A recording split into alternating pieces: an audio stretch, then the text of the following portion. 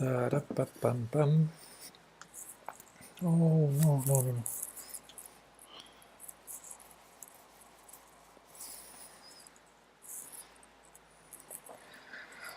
no.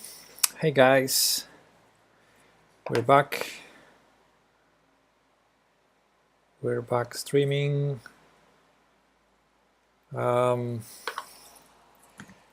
And we're going to be learning some Ruy Lopez.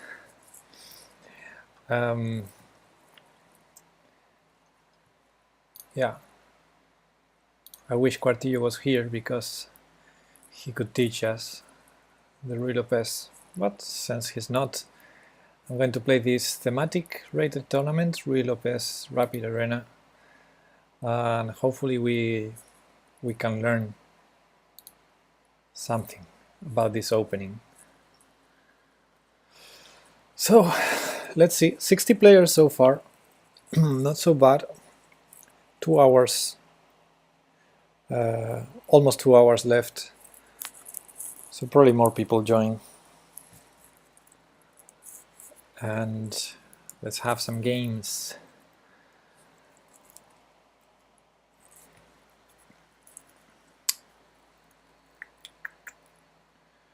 Okay, oops. Okay, I'm feeling where my dog is. My dog is at my feet. Okay, let's go for the first game. Let's see what the starting position is. Is it after bishop b5? Oh, it's with knight f6.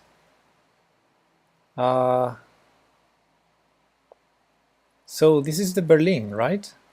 So I'm supposed to take here, then d4. How is this played? Knight d6. Takes. So this is the Berlin. Nice. That's nice. Knight f5. I'm gonna go for the knight e4. Not particularly different from the knight f5. Well, it's different, but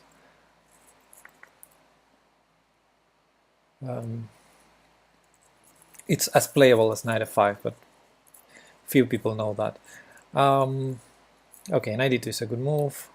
Gonna go there. I think I'm following one game I played. My only Berlin in a classical chess game went like this, and then knight b3, knight a4 happened on the board. Yeah, it's not boring. Actually, it's not easy to play.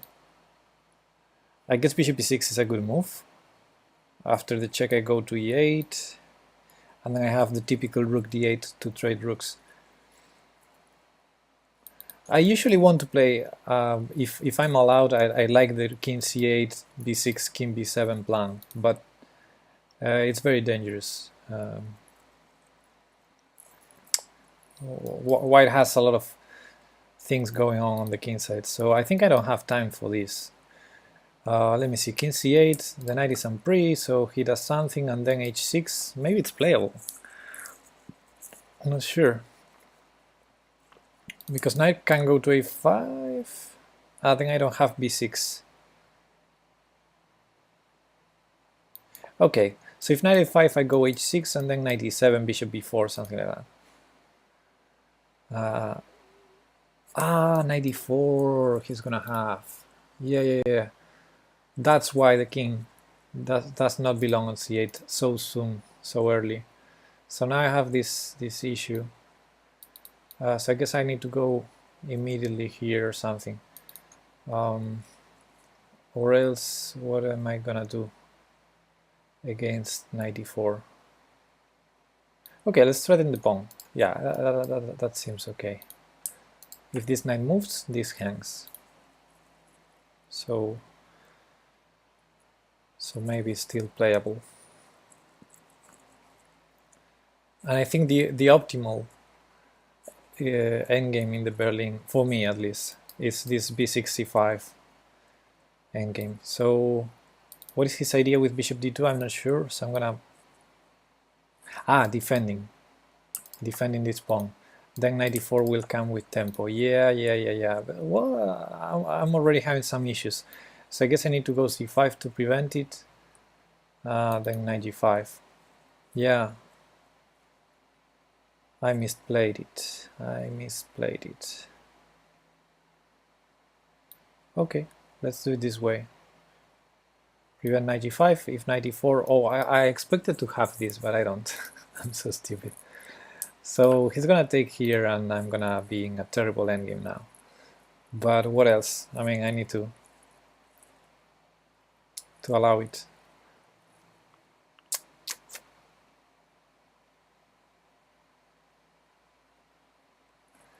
I need to allow it. Oh, I'm hanging this. I'm stupid. I was only caring about... Yeah. Okay, not the best way to start a tournament.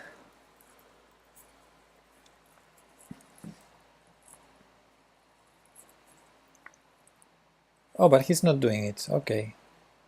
What if I take on e3?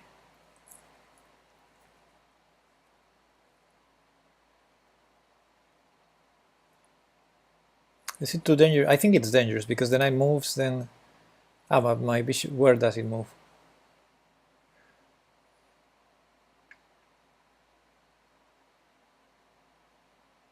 He can't play f4 though. So takes, knight c4. Takes on e3, knight takes g7, takes f2, king g, rook g8, knight there, king there. Then e6 is not gonna be as dangerous as it can be. Let's see if I can do this. If knight takes... Yeah, knight takes e7 is maybe better than knight takes g7, actually, yeah.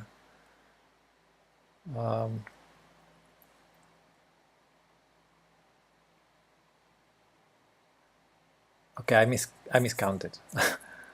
Oof, guys, I totally miscounted here. Oh man, this is so terrible. How am I playing that badly? Okay, this is embarrassing. So rook g8, knight f5, or e6. E6 probably better. Rook g8, e6, takes. But I don't have anything better, I think.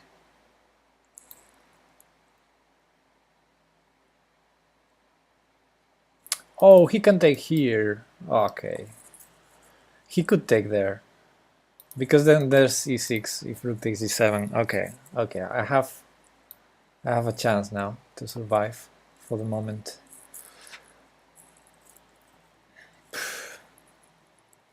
I'm playing so badly. Okay, bishop d8. I want to move knight here, maybe here. If I move the knight, if I have time to move the knight, which I'm not sure if I have, then I will be able to bring the king here, and maybe I still survive.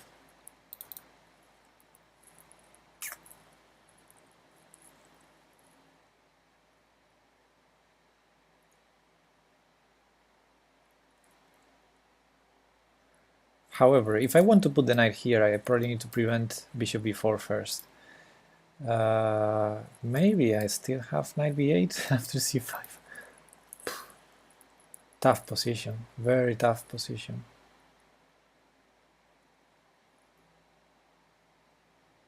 He can double rooks, probably good option. Just double rooks, okay. Now I'm gonna go here, I wanna go here. If he doubles rooks, I have time to play knight c5, king b7, I think.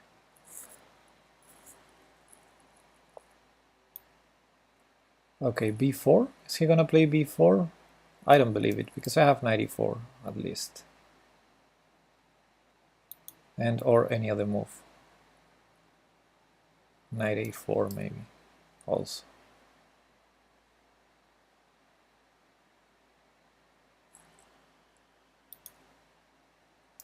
Yeah, b4 is what I expect.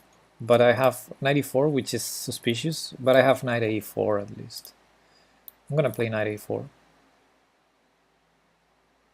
I expect bishop d4 now, and probably king b7 and regain with the rook on a5. Feels solid. Rook d7. Okay, this is still annoying, right?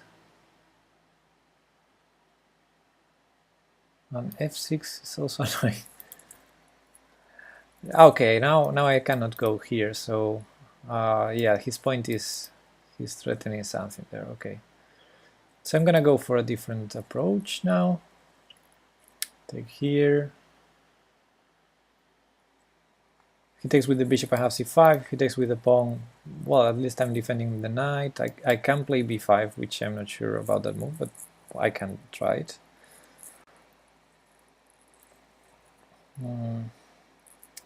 So f6 e6 seems dangerous. Okay, let's go with this crazy idea of rerouting the knight at some point. Maybe even trading rooks. If I trade rooks, I guess I survive somehow. Okay, rook d7. Again, rook d7 is a bit of a problem. So let's attack this guy.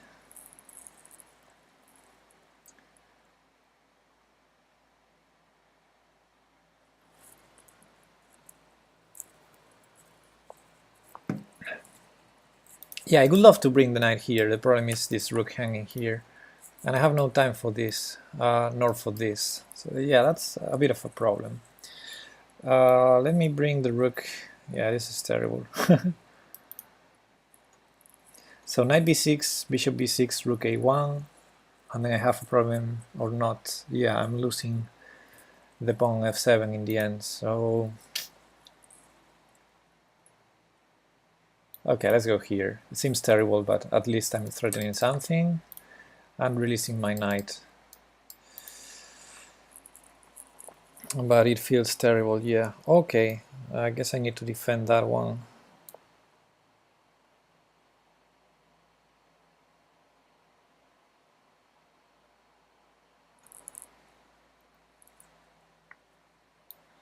I don't know why he took there, unless he has a very winning move now. It feels strange. I mean, he's a pawn up, but that was his point? Okay, okay. Need to be careful with his pawn pushes.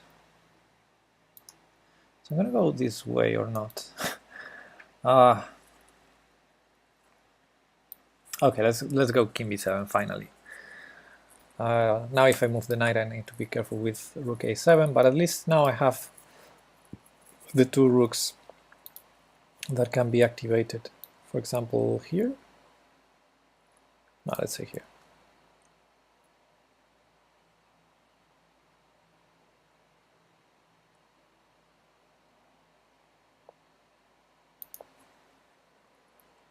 I'm gonna start playing a little bit faster.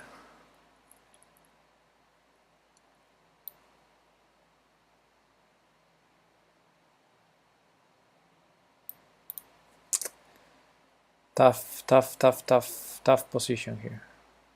Real tough.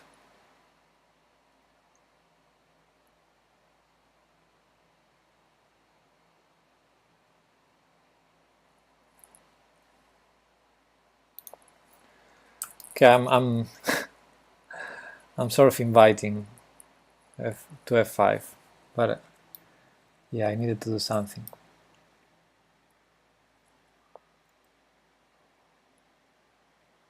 Okay, he only has a check. Oh, maybe it's a checkmate then. Well, I have knight back too. Okay, it's not a checkmate. As long as it's not a checkmate. Oh, that's unexpected. Makes some sense though.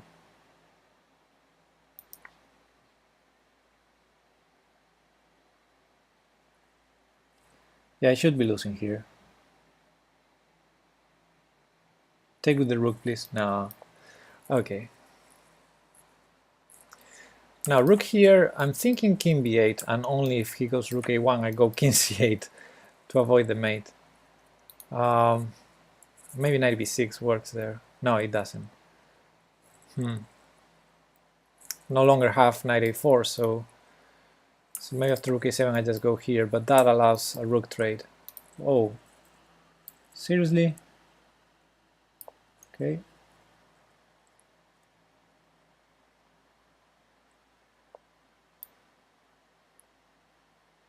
Check. It's just a pawn down and a terrible position. It's only that.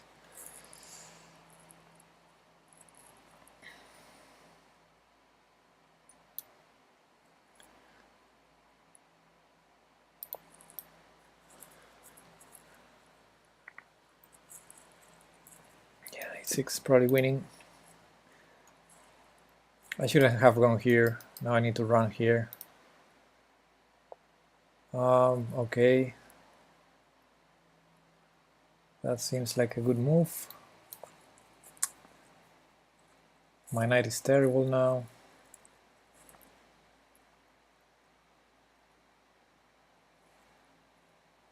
Still down on time.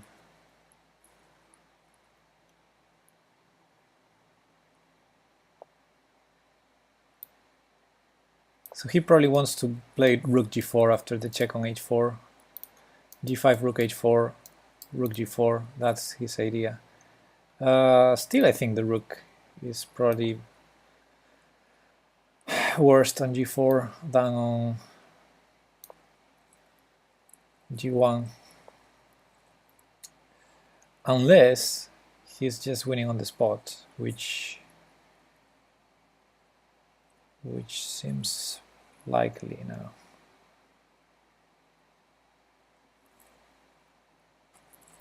Yeah, this is resignable, right?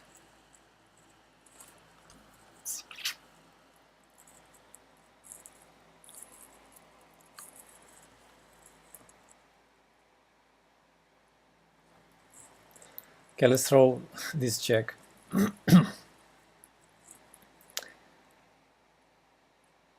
And now stay here.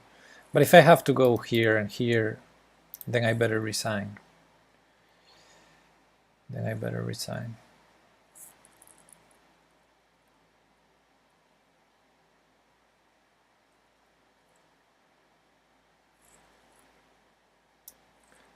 Okay.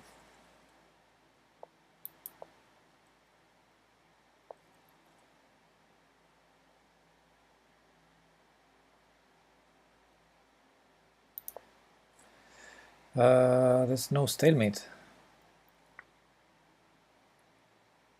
There's no stalemate. Where is the stalemate? When I need it.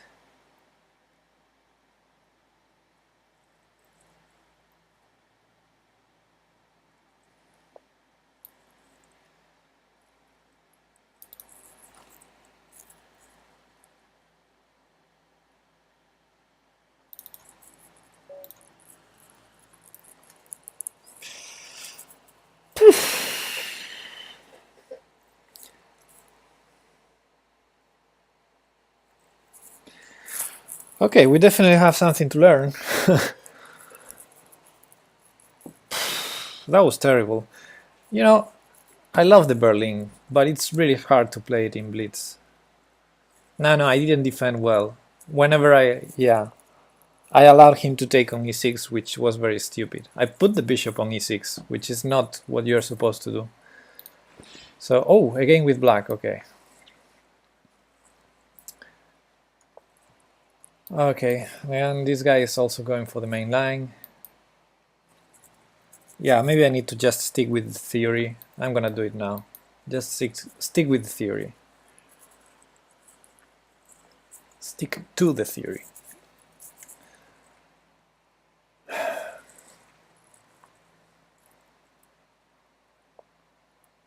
Whoa! What was that? Okay, then let me take and I will castle. That was Strange. That was really strange.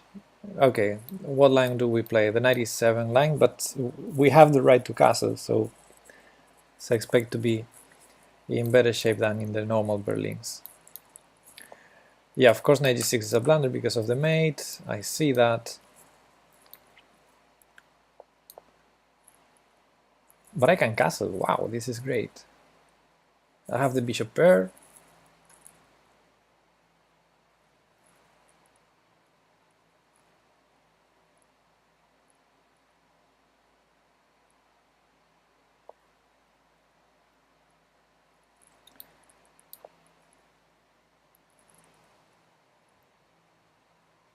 I'm gonna castle short. I don't know. Although castling long is quite interesting also. Can I play like bishop d7 and castle long?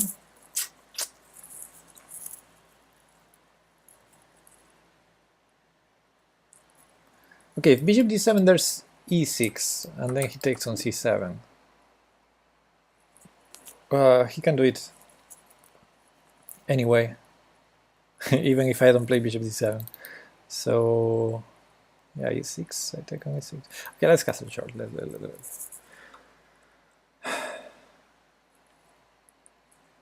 Yeah, it chips. c7 is hanging. I just realized now.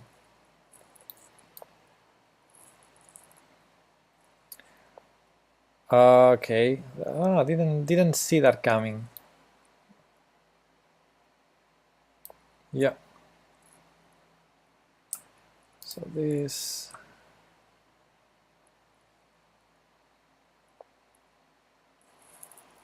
Good, but that defends this. I cannot make use of it, but... Oh. I don't like this. I don't like my position. It's nice. I have the right to castle, and after castling I hate my position. Like, I allowed everything. I allowed knight f6 check, I allowed knight d4, now he wants to play this. Makes sense. 5b5, knight b5. If I play a6 is too slow, e6 is not playable, I think, so okay.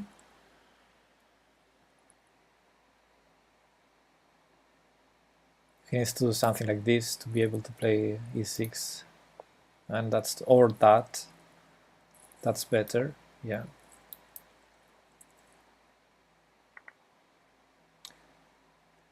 And what? I prevented e6. And now my bishop can establish there. Yeah, there's no 95, no 94.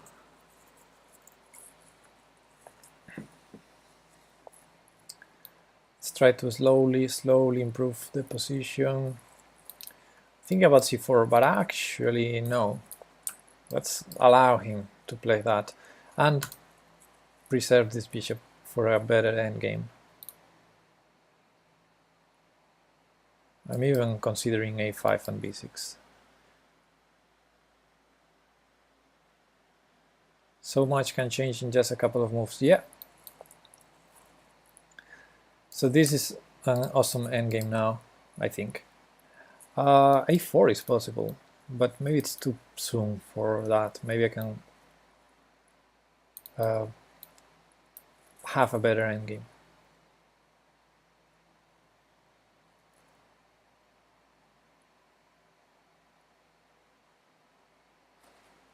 Okay, now that bishop on g3 is not especially great, I think.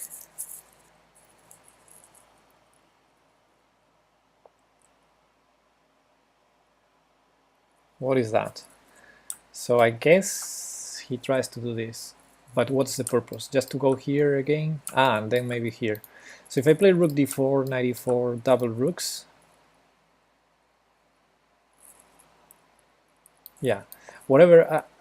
I need to speed up. Is our king better for endgame? Not sure. It feels closer to my pieces than his king. Oh, that's a good move. I didn't see that one. The knight was there anyway, right? The knight. So we're repeating, and he's repeating. Okay, now let's go here then. If knight f3, now I can double rooks. I don't want the draw, Baloo.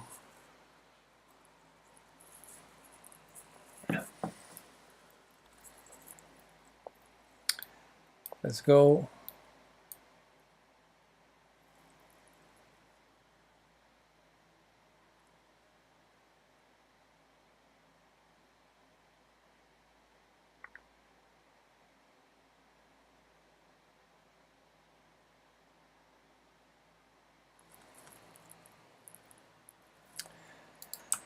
No, I love this endgame. I love it. I love it. As long as this pawn remains here, this bishop has no access to my pawns. So I'm gonna keep it there, even if I have the chance to take it. Okay, let's bring the knight somewhere. I guess he's gonna play king e2, but it's not the end of the world, I guess. King e2, rook d4. Whoa, that's crazy. So what happens if I attack the knight to be able to take the bishop? Yeah, the bishop can still move. The knight is defended. But this is too crazy. So bishop f5, bishop h2.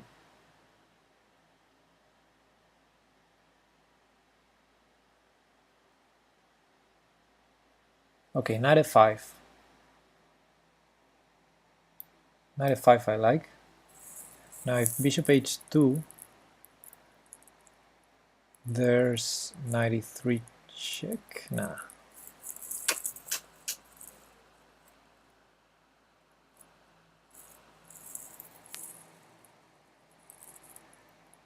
It feels good, but it's not quite winning yet. Probably I go to d4 with my knight, but I'm hanging a pawn on g5 at this moment, so I have to be careful. So bishop h2 takes on f4, takes knight e4. That's the safest. The pawn still on e5. Yeah, maybe not so bad.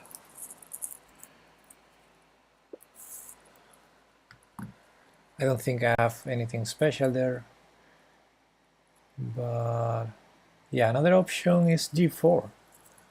Is it too crazy? Bishop h2, g4 takes, knight e4, f5. No, I don't like that. Wow, that's a free pawn. I'm gonna take it.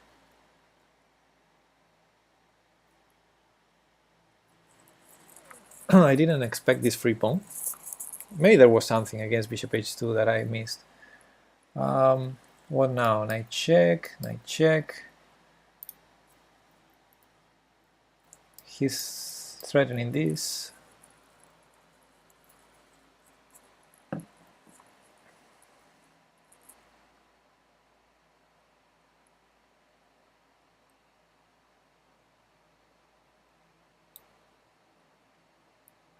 I'm gonna stop it. I'm a pawn up. I don't have time, but I'm gonna play against his plans. But now he regains the pawn on f4. I'm so stupid. Okay, there's no rook g4, so he regains the pawn anyway.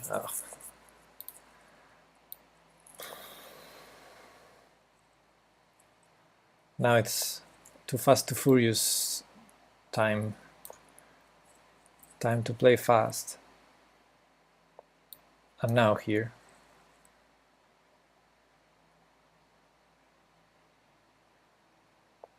This is the end game I wanted. Gotta be careful with that.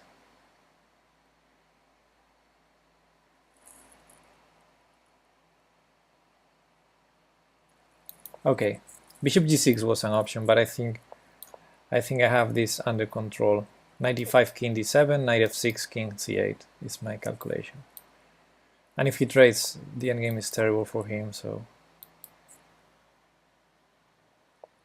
Yeah, exactly my calculation. This was exactly my calculation.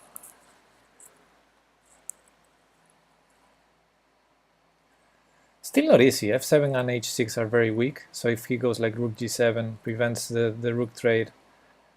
I collect on one side, he collects on the other. I'm not sure about that. Maybe this. But I get to defend f7 in time, so I should be winning here, right? I should be winning. I defend this, and this runs. Oh, thank you, buddy. Thank you, Baloo. Too many pass pawns now.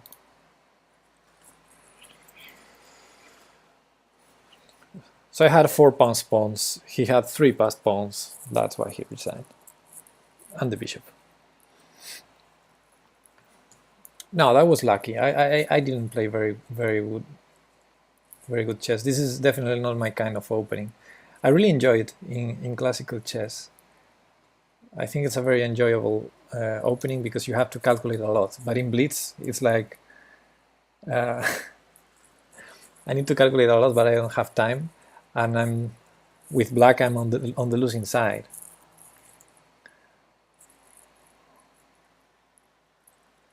Would you recommend the Ruy Lopez to a new player? Okay, this is the Berlin endgame. This is not the...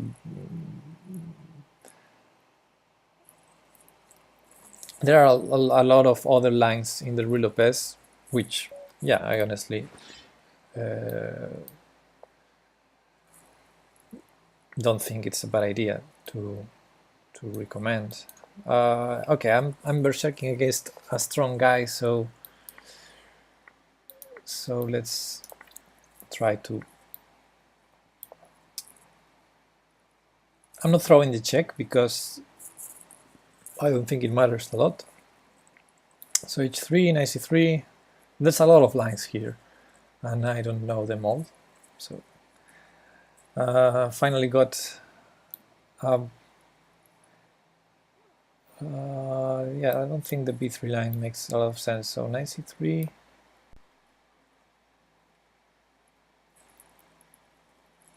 He goes for the h5 line. How does the h5 line go? At some point he wants to block somewhere and bring this here. I don't know how it goes. Anyway, a6. Quite interesting. Now I'm gonna go for the b3. Yeah, why not? Bishop b2. Have a good feeling about this. Aha. Okay, so he prevented g4, and thus this is not... It's gonna be attacked unless I do this, right? I'm allowing this, by the way. Yeah, that's stupid by me. That's stupid of me. Yeah, knight g5 was a stupid move. It's a really punishing opening to play until you're good. Well, I wouldn't say it's a mistake. I think any opening is good to learn. It has lots of traps, okay, maybe. But if you're a beginner and your opponent is also a beginner, any opening is good to learn, I guess.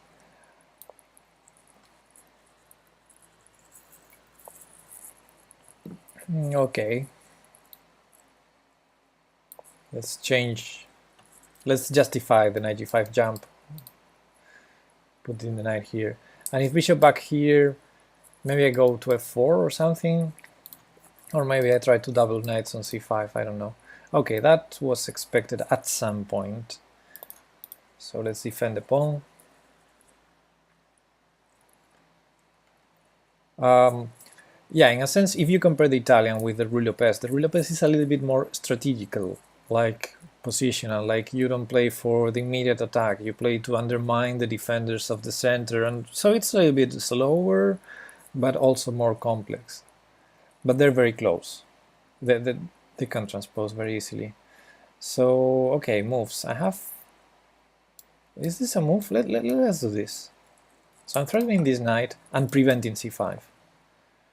And he's preventing now the knight jump there. Okay, okay, I see the point. Let's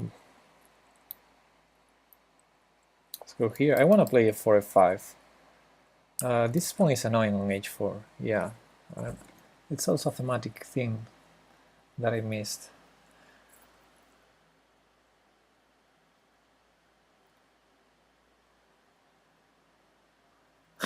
Noah's Ark, it's a cool trap, yeah.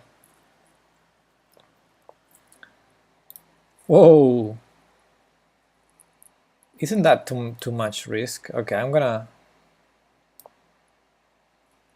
try and reroute my pieces somehow. Maybe I can play for this now that the g pawn is no longer on g7 and keep a pawn there on f6. But I don't know. I was thinking about. Okay, I'm not a believer of that move, but I understand it's playable. Yeah.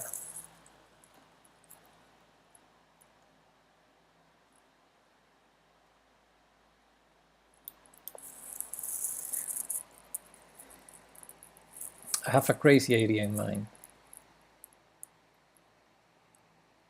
which is not to regain on c4. Maybe it's too crazy.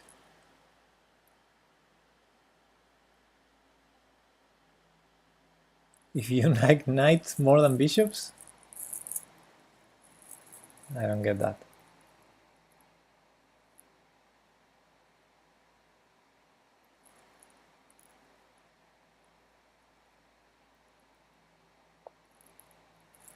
Good point, defending first. So I want to take back with the rook if possible.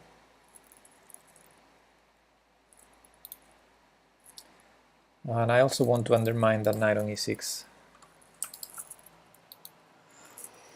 It's defending c7, it's blockading very well this pawn. I don't know.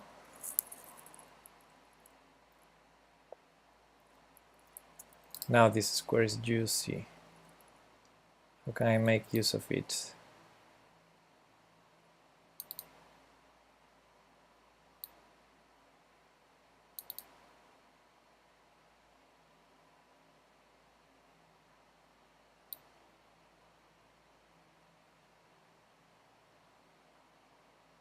Let's go. Typical trick of the Berlin. He has to take with either piece. I mean, with the piece or with the pawn, but he has to take it.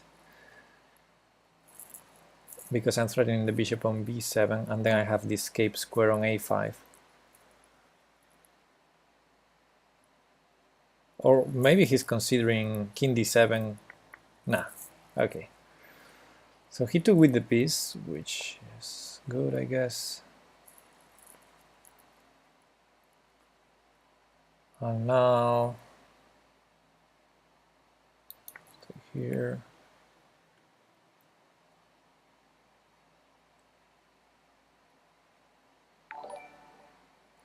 Dr. Fish hosted. Thank you. Thank you for the host, Dr. Fish. And welcome the new viewers. We're trying to learn some Berlin, actually. We joined this Ruy Lopez tournament, but it starts from the Berlin starting point position. Okay, let's bring the rook here. I don't know. Probably the knight goes back. Yeah. And now if I take here, yeah, let's take here and play a3, let's say.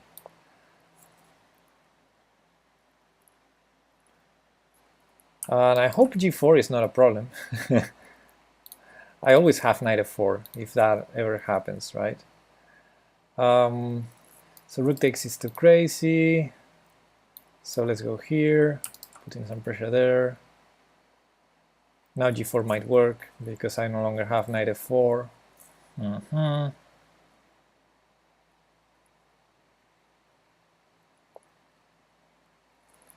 he defends everything. However, let's go here. I'm a believer in my b2 bishop. I think it can be better than the knight. And I'm threatening a pawn for the moment. Not a big threat. There's several ways out of the threat. But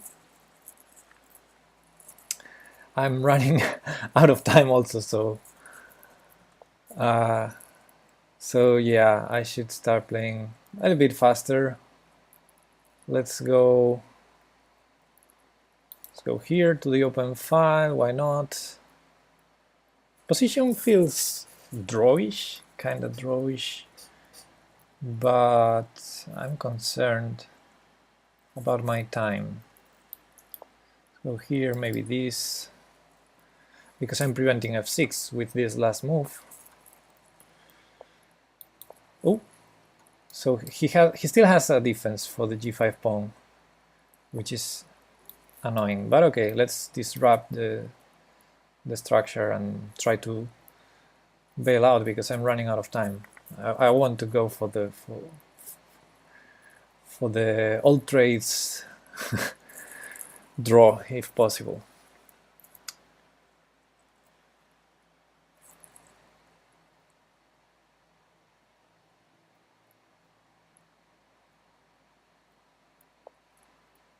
Okay, so g2 is what he wants to attack.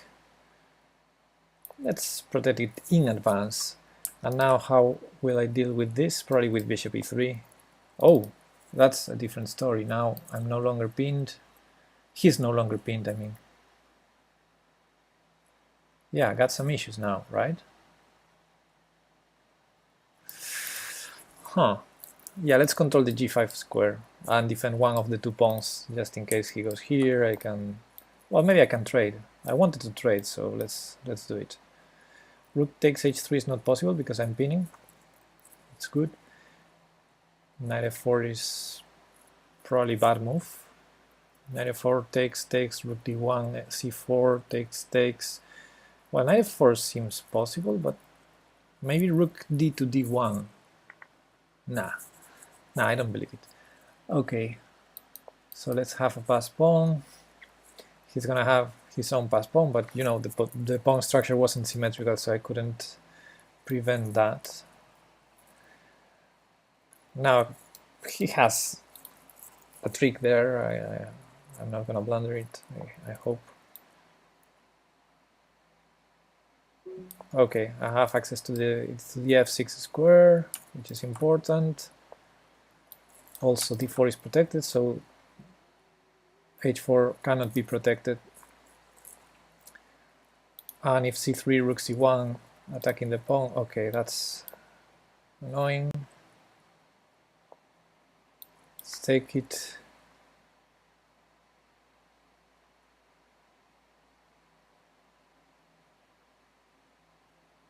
Yeah, this pawn is really annoying. I'm up a pawn, but not like I'm able to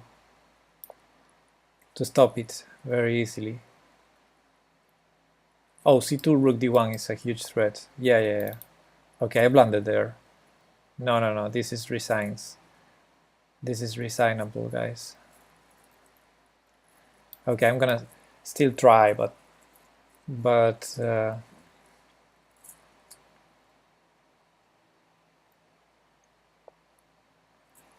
let's go here. Ah, that loses.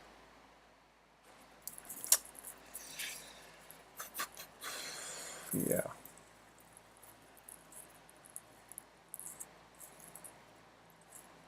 Yeah, okay, let me resign. Even if I survive for 2 more moves, doesn't make any sense to continue. Yeah. What a blunder. You know, that was a 1-move blunder. But that pawn was annoying. If only I had more time to find the accurate defense.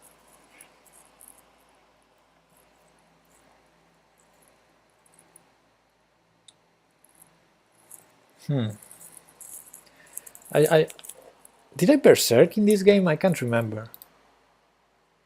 Was I? Yeah, I berserked. Yeah, I berserked. Yes, because I didn't berserk in the first one. So yeah, that was also not a very good decision to berserk against a stronger opponent. Although I was white. Okay, so now I'm definitely learning something, because out of 3 games I already lost with the 2 colors. So we're learning, we're learning. Wow, we're playing against a question mark. C3, what is that? C3 is too slow, right? Yeah, okay, let's take it. If Queen E2, knight E6 again.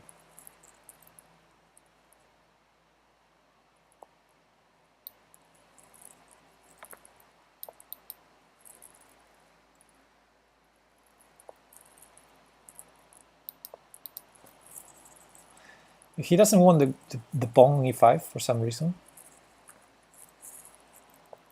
Okay. I'm a pawn up now. What was that? I don't know. Well, he's having some compensation for sure, because this knight is terrible, but let me try to find the best way to maneuver it. Now I have a good way, because yeah, knight f5 I usually don't want to do, but in this position. Okay, let's get the pieces out. Bishop e6 is not possible, I think, because of d5. But maybe I go knight f5, if bishop c2 I take here, I don't know. This knight is still terrible. I'm not sure of trading, because this is a very weak pawn. So I think instead of trading it, I'm gonna go here, and maybe knight a5. And if, let's try it. If bishop c2, I have bishop f5. Although the knight on a5 is a little bit suspicious.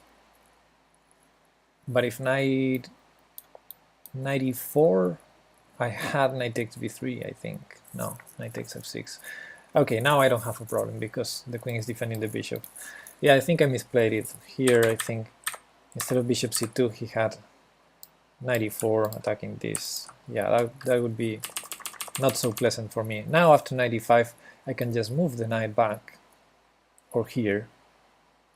Let's do it here. Let's get some more trades. Is he gonna take and play bishop g5 now? Bishop g5, I take the queen. No, I take the queen. Yeah. So he's gonna move the queen, I trade there. Takes with the pawn. Still not a pleasant position because of this action here. And this is hanging. Oh my goodness, what am I doing?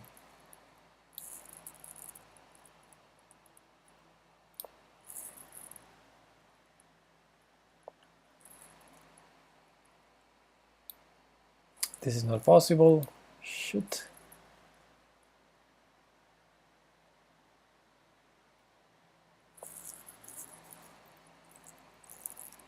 I don't mind the trades.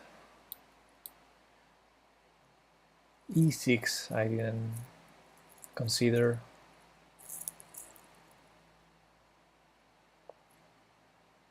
Okay, now I'm gonna trade. Yeah, okay, that was a bad pawn. Now it's not. It's going to be not so bad. But okay. I'm still a pawn up, which is the important thing here.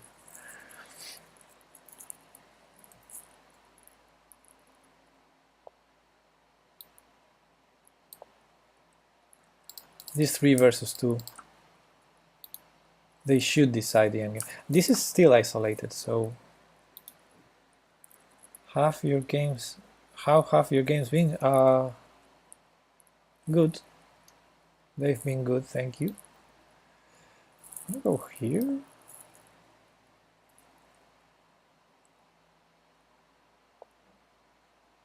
And h6.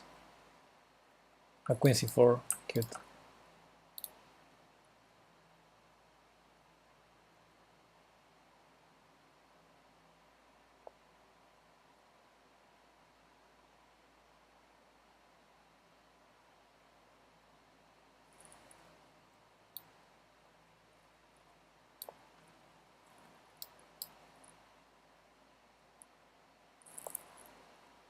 Just to block.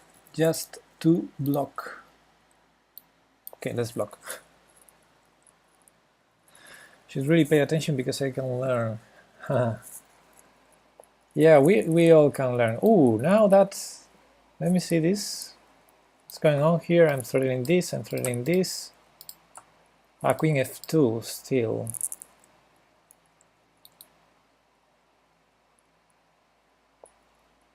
Not that.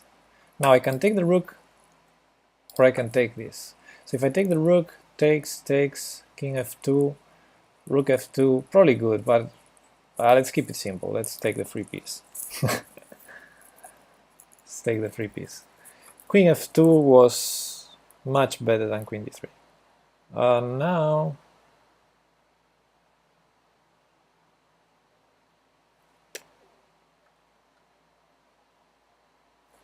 I think I'm going back to e7. I don't see anything especially better. Or this. Yeah, let's do this. Threatening this guy, hinting at some tricks with my knight.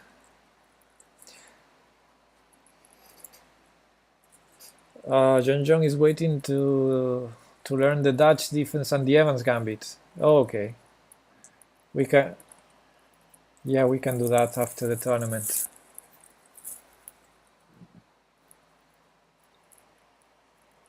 I think my opponent left. He's away. He's offline. So I'm gonna take the chance to grab more water, I think. And I'm back in a minute.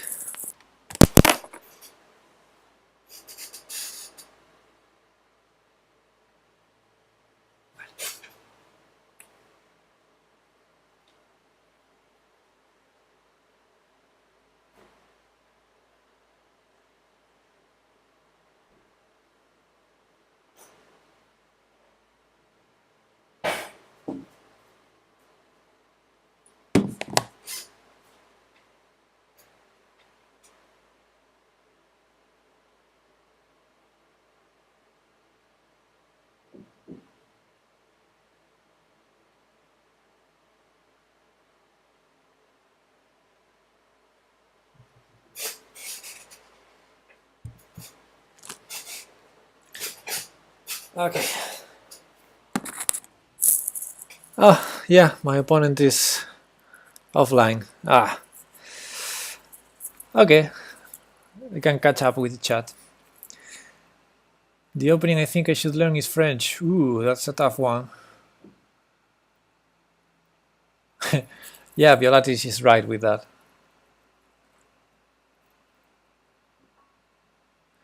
Yeah, endgames are easier to study because they repeat a lot. Oh, I can claim victory already. Like, you can study a lot of openings and never get them over the board.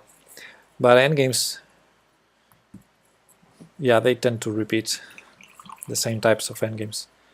So you get more a faster outcome of out of studying endgames. Also, they have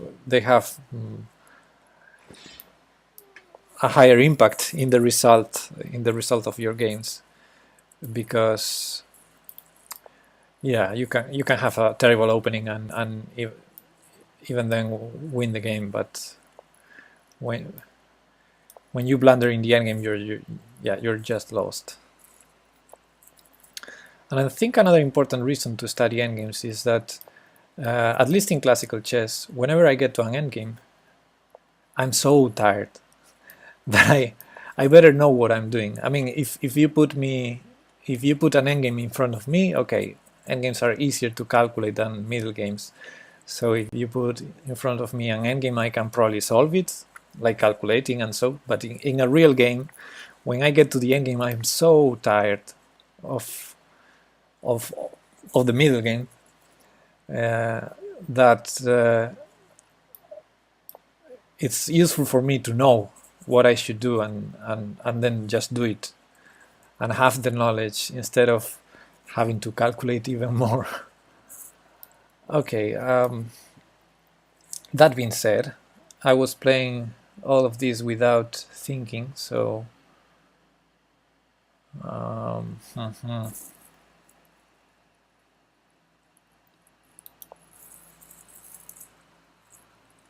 that bishop retreat is the reason I prefer Italian over Ruy Lopez. I'm not sure what you mean.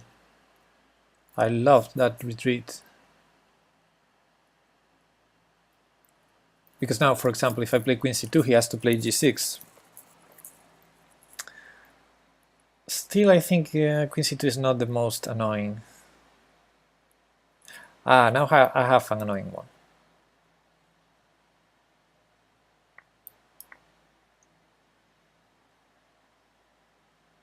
Now if bishop takes, queen c2. Double threat, winning a piece. So he can take the pawn now. Oh, but he does. Unless, maybe I missed something? I'm threatening a piece and checkmate, so... The trickiest moves to spot are piece retreats. Yeah. And castling sometimes. Sometimes I don't think at all about castling in a position where, you know, I miss that my opponent can castle because it's crazy position. Okay, he defended the mate, so I take the piece. That should be...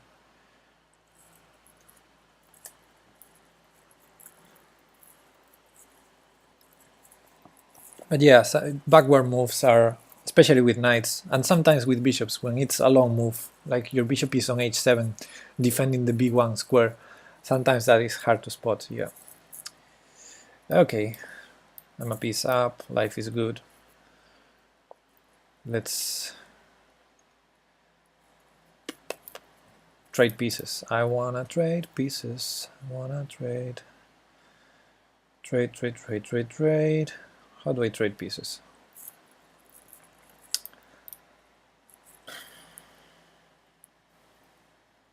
What's the easiest?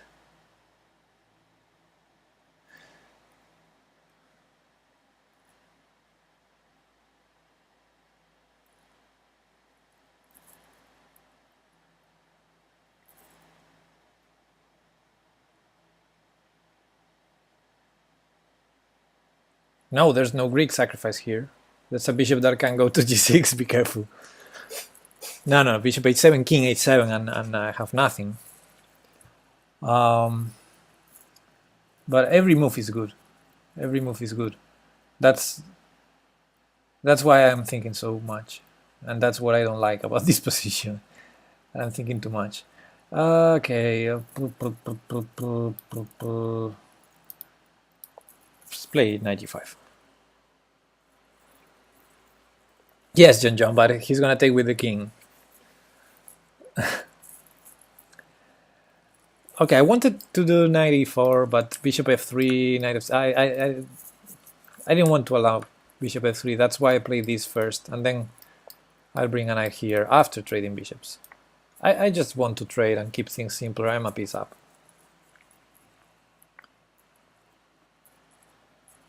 Your move sucks, every move is good though.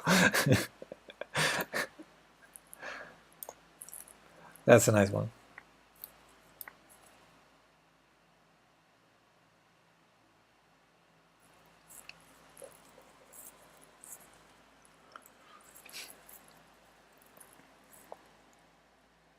Okay, still a piece up, still enjoying life.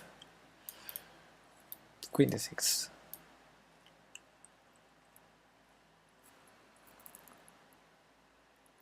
I even have a better structure. I even have... no, I was going to say the better minor piece, but of course when I'm a piece up, that's easy to have.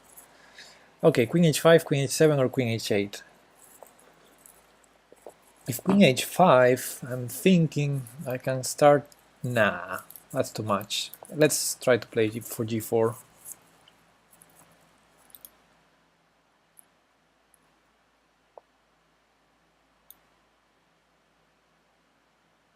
I want to play...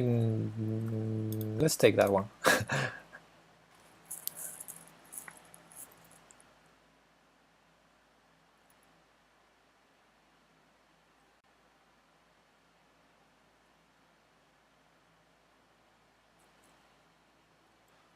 Stop playing boring chess. I'm thinking about knight g5. Come on. What do you mean by boring chess?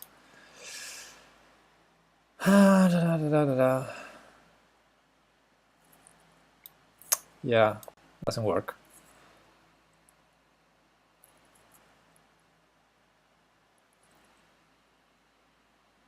Just trade everything. Yeah, I like that one.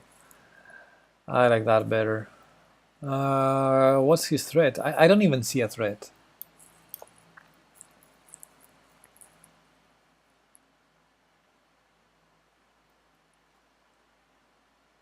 If rook d7, I think I'm gonna play knight g5. There we go. Yes!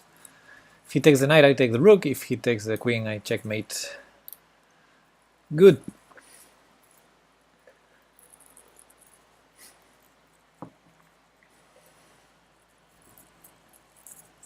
That wasn't trade and boring, right? Knight g5 was cute. Thanks, doctor.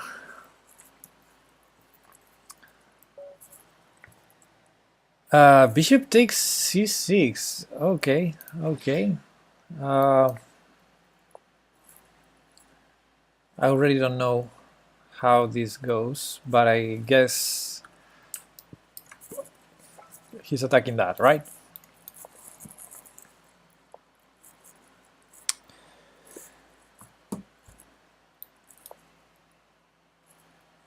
Sack the queen and mate the opponent. Yeah, that's what I did. That was nice, right? Let's defend e5. Final action. Thanks for the follow. Let's go. Let's go. Can you play bishop c5 on d3? Probably. Your idea is bishop f2, queen d4, right? Yeah, I could do that. I'm trying to do something, but yeah. Probably just need to play fast. That's an annoying ping here, but I don't want to play g5. Although after h3, yeah, the problem is I already castled.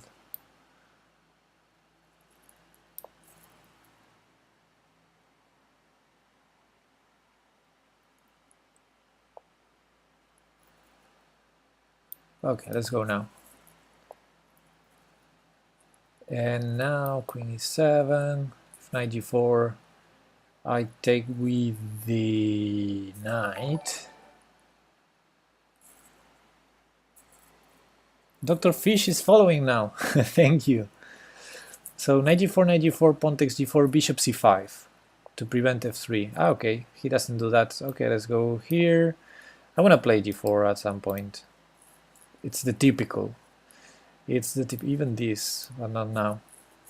So I need to bring the other rook somewhere, maybe here. Or maybe rook g6 and rook g... What? Is that legal? Queen h6 is his idea. So takes queen h6, knight h7, pawn, bishop takes h4, rook g2. It's too much.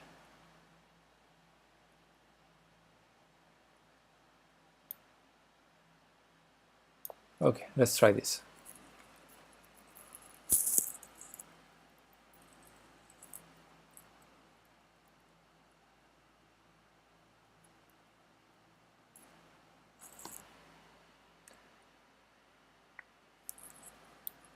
Let's try... No.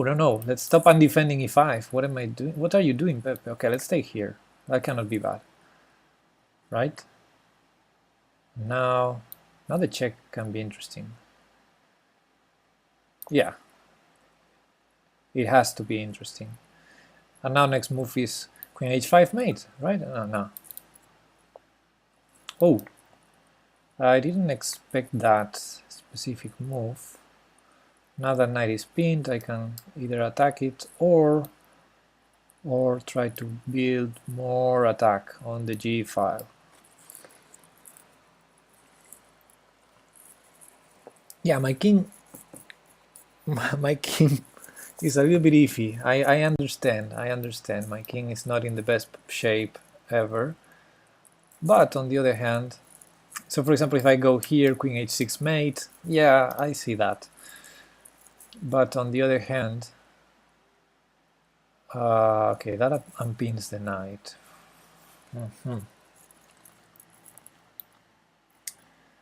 On the other hand, I have the bishop pair. His idea can be knight f5.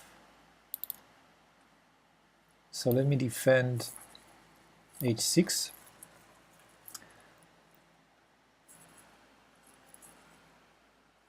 What's the most important rule in chess? Never take f6. Never play f6, sorry. Never play f6. So he pins himself again.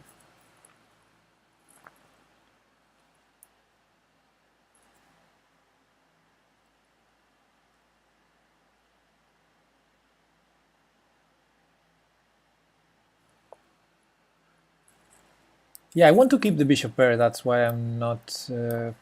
That's why I'm worried about knight f5 moves. I don't want to give, that knight is so strong on f5 that I have to get rid of my bishop pair, and I didn't like to. However, I might be winning an exchange here. Takes here first. Because then if I take here, knight f5, yeah, so takes here first. Take here now. Okay, this has to be winning, right?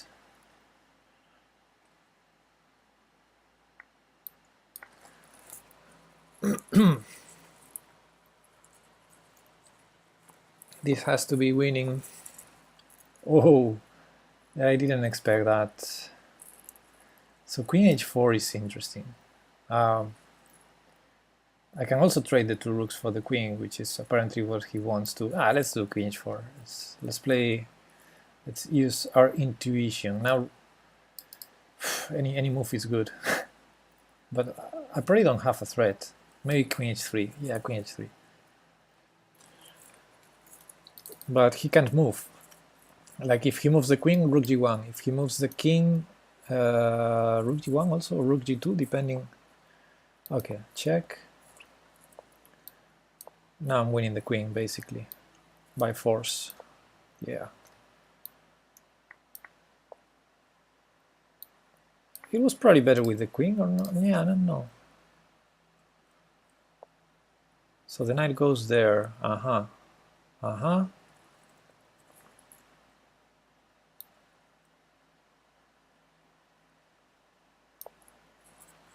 1 minute and 36 seconds. I should still be able to convert.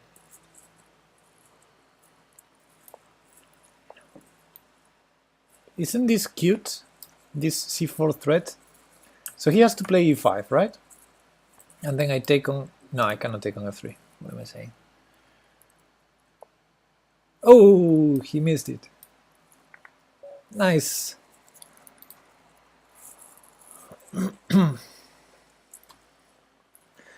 Yeah, the best move was to resign. Yeah, probably. Can you explain why it is said that the bishop pair is stronger than the other minor pieces? I still don't know exactly why is this the case. Well, in general, in the endgame, bishops are better than knights, especially when there are pawns in both sides of the board, because as you can understand, bishop is a wide range action piece.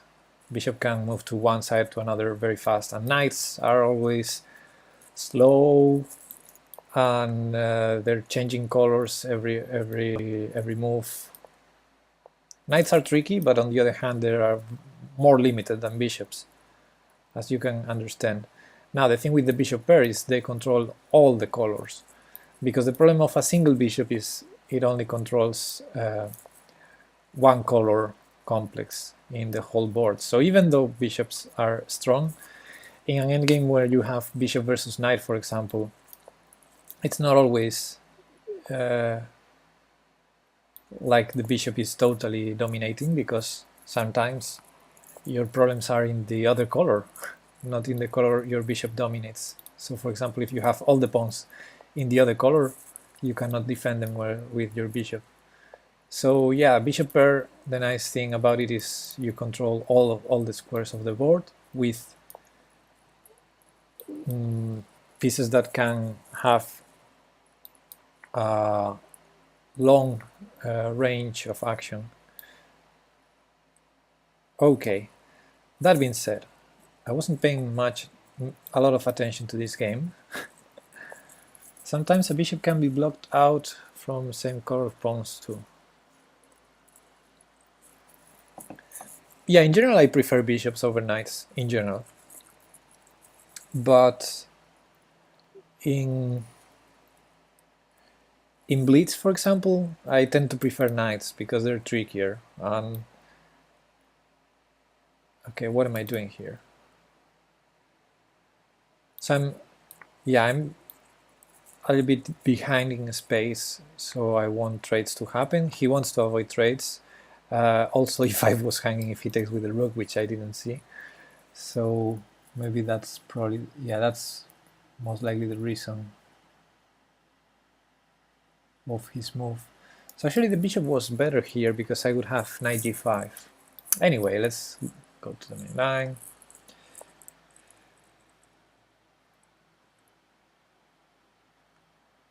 You are welcome, Lord Ananas. Okay, let's trade. Now he has to take with the queen. Sorry, he has the queen. Still has the queen. Yeah. Okay, let's put some pressure here. And what I'm really doing is hard retreat for my bishop because it's lacking squares there on g5. It's a bit trapped.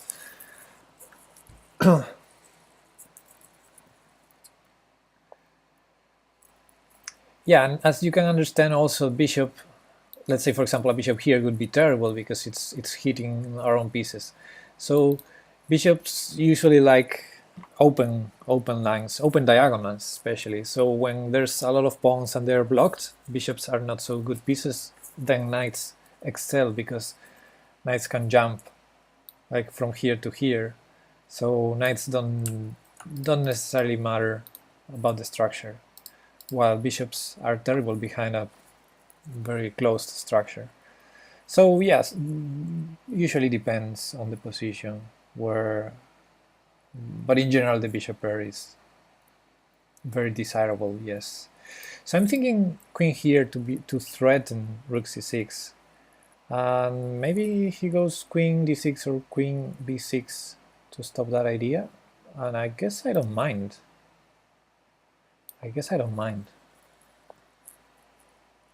Oh, but he does that. Okay, so this tempo would be great if not for the counterplay. It's not a serious counterplay, and the knight on d7 would be hanging, so okay. Knights are good early and can be good the entire game, but bishops hanging open endgames. Yes. So I can sacrifice here? No, I cannot. What should I do? Bishop here, g5, knight f5, dangerous. Am I winning? Nah, let's go here. Knights don't control the Vatican, though. Good point. By the way, why the queen is stronger than the king? I don't know, Violatic. I don't know. I guess it's the new feminism.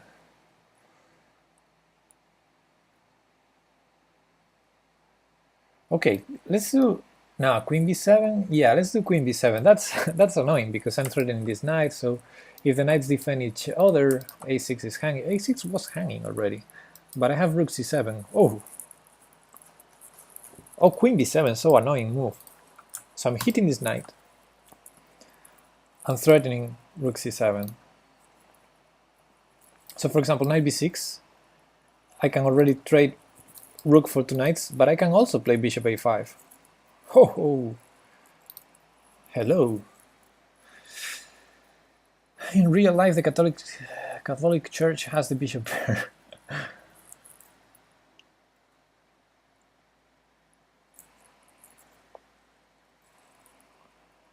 Good point, knight there, but what about rook c7, man? Rook c7 and what? Time to resign. BLB stain. I hope. Maybe 96. 97.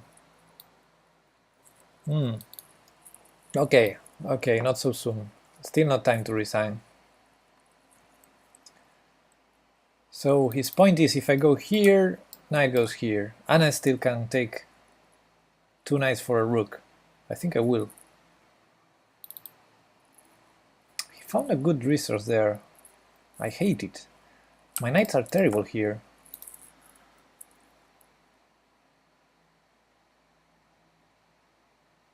Okay, let's go here, and if knight c6... okay, I missed that also. I'm missing moves. I'm missing moves.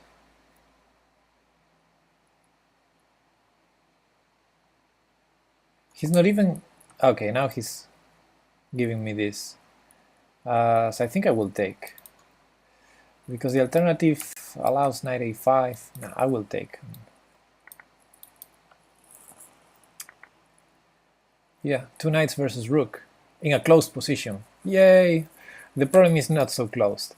So whenever the rook gets to the open file, I will have issues. So let's sacrifice that pawn for the f5 square, if he allows it, which he's not gonna.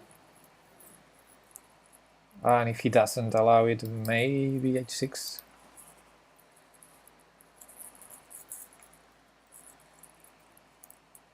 Because I don't really want to open files. I don't want to open more files. Good point. Good point. So I'm gonna hint at a knight sacrifice. I really need him to allow me something. I don't want to play h6. Maybe I sacrifice. It's not that bad, is it? Okay, now I can take f6 if he takes on h6. This guy is a good player. Yes, he is. He's definitely a good player.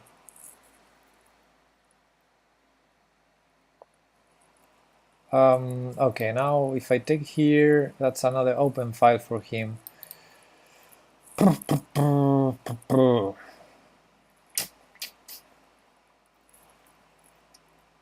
So let's say queen takes, rook c8, queen a2 check, queen e6. I don't even have knight f5. Okay, let's take it. I mean, it's time to go all in, I think, because I feel the dangers. I feel the dangers. Yeah. Yeah, okay, check. If queen e6, I have queen a7 check. Queen e7, I go back. I'm happy with the draw, I guess. I guess he's not, so maybe he is. Let's see. He's happy with the draw. That's the way I'm going to lose.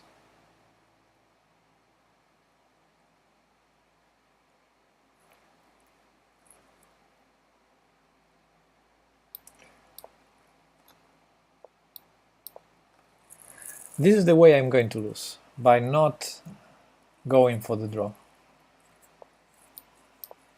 Your knights look stuck. Well, I can sack one of them. That's my idea.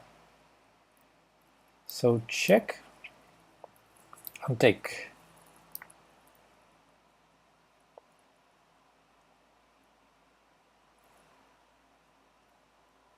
That was a blunder. Yes. I was almost sacrificing the knight.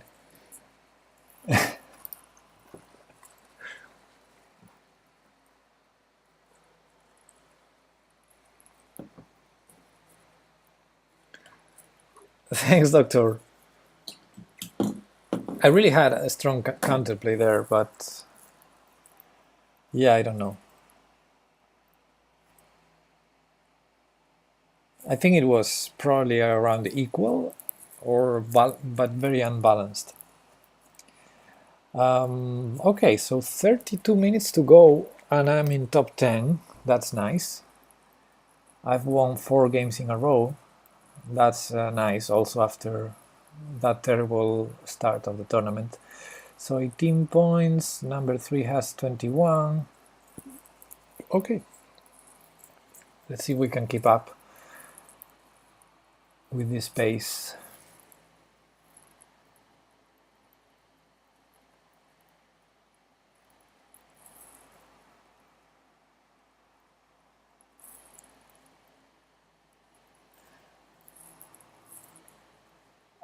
He quit, or did I quit? I don't know, Violatic. I totally forgot about saying GG, although the chat is shared for all the tournaments, so I can still say GG here. Okay, not anymore because I'm paired. Okay, next game. We're black against Paul Morphy's Ghost, and he plays D3, the one and only D3.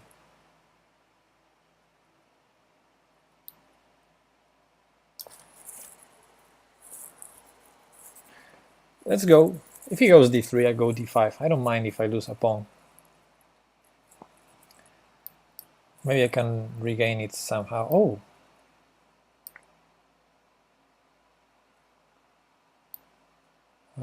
Is he gonna play bishop c4? I'm gonna take with the pawn, I think. Yeah, it's sort of a reverse Evans gambit structure. Okay. Knight g5. Wait. d4 check. How deep is your opening theory in this? Well, I can tell you I'm out of theory since move 1.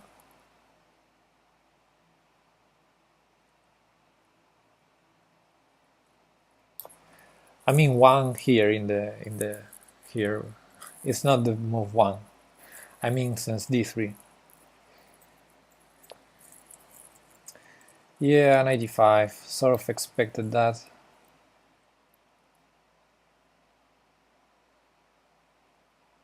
Is this a move? I should probably stop doing crazy stuff. Yeah, not 1e4. I meant 1d3 because the numbers count from the initial position in the tournament.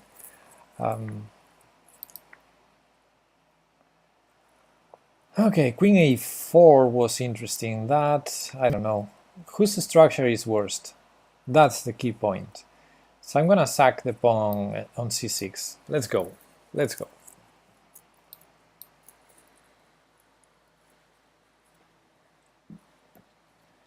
g3 is a very normal opening. I think he's losing a pawn now.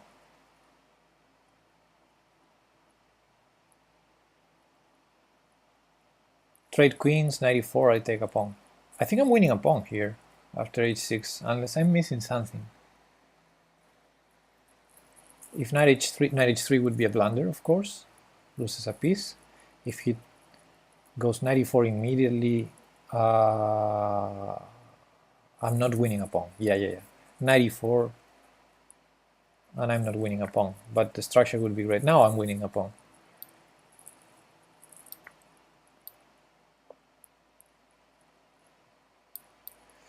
Not sure of this one.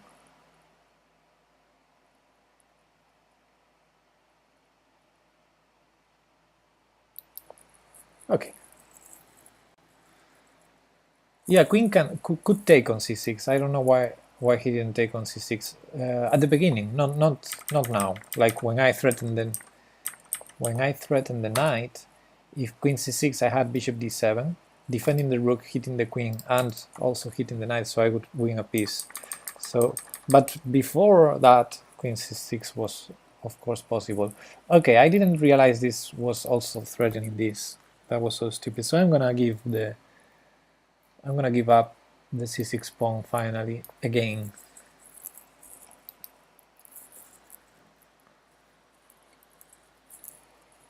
But if he takes on c6, I can take on c4. That was a good move.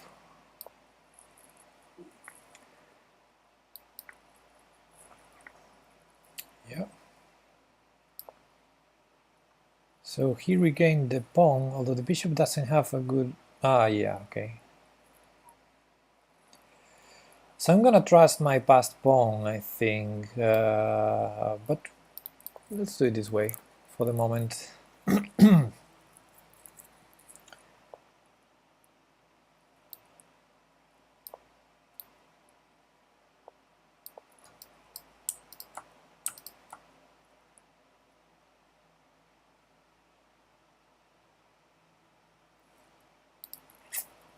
Yeah, the problem is this path. So I'm gonna play f6, never play f6, and then this, to prevent bishop e5. Hey, El Ignorante, how you doing, buddy? Would you rather have a passed pawn, or a passed pawn? A passed pawn, of course. Unless by passed pawn you mean like a queen, like it was a pawn in the past, but it promoted, then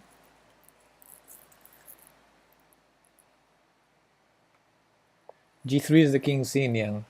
Yeah, it can be the king's Indian.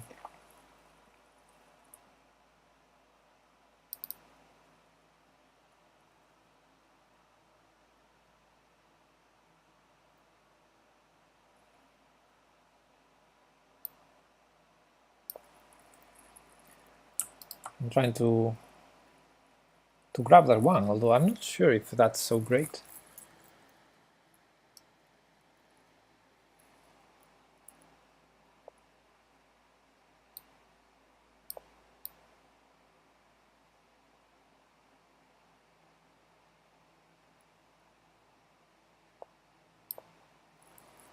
Okay, for the moment... Oh, yeah, I mean, that was cute, but it has a problem, hasn't it? No, it doesn't. So d2 is a move. Ah, no, rook takes his check. What am I saying?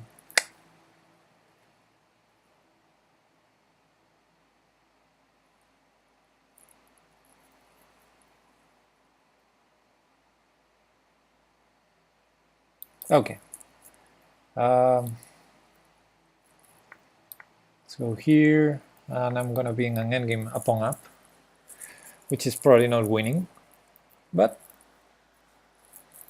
it's a pawn up.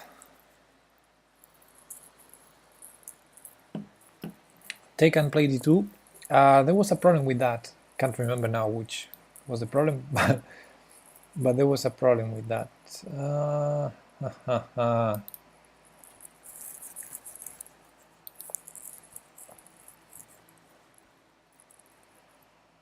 Yeah, I didn't find a way to get use of the back rank. Oh, I cannot go here because of g4. So I better watch out. After the check, I probably go here.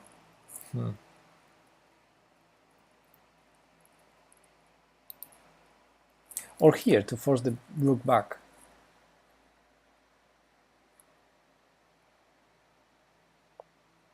Yeah, okay. That prevents my intended knight jump, which is a pity. So check. Now I'm gonna start blitzing out moves because I'm short on time. So g4, rook f2, king g1, I'm in trouble. So I need to allow that. There's no bishop b6, so we'll take, if rook takes f6, king e8, and I still will be able to take on f2. Okay, that's unexpected. Check. And I have a dirty trick. Dirty trick is coming, guys. Dirty trick is on its way. Dirty trick is coming. And I need more water. Dirty. Oh, he defended the rook. Okay, then I take. My dirty trick was rook takes f2, of course. So bishop c7, rook f2, takes, knight e4 check, take the rook, and two passed pawns, winning endgame. So yeah, rook takes f6 was a mistake here. I think here was better. Rook takes f6, king here, bishop c7, rook f2, king g1. Knight h3 came back to h1, and I guess it's a draw, but I don't know. Okay. 21 minutes left. Okay, let me pause. I need to grab some water. Be right back.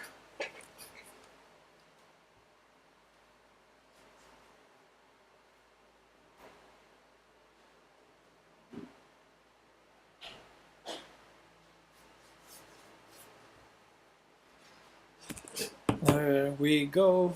There we go. Join.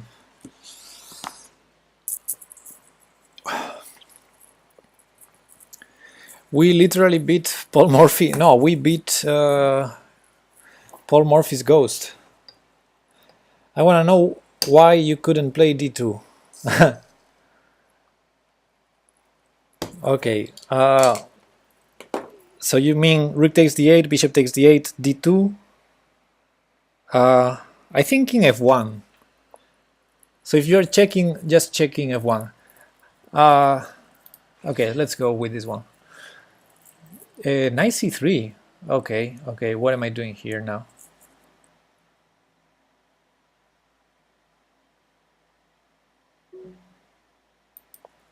Ugh. Not sure why did I do that.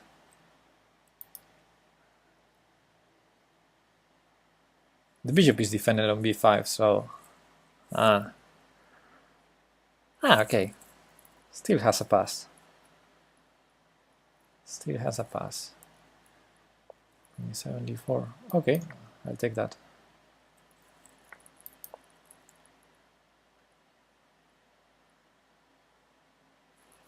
Bishop pair. troll. Yeah, I think a6 is helping his knight. The knight wasn't that great on b5, but okay, never mind. The correct move wasn't to push d2 or to take. It was to bring the other rook back to e7. Ah, that's too sophisticated. Now, after taking on d8 and pushing d2, what was the good move? King f1? Yeah, that's what I said, John. I told you to look to king f1.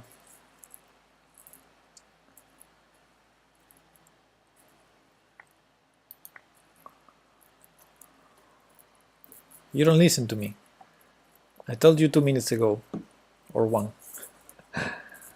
What was that? Knight h2.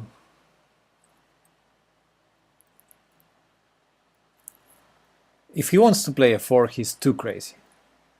So I'm gonna go do a random move. Yeah, okay. Actually, less random was to defend b7, but okay, I guess if I attack the knight, there's no problem with b7.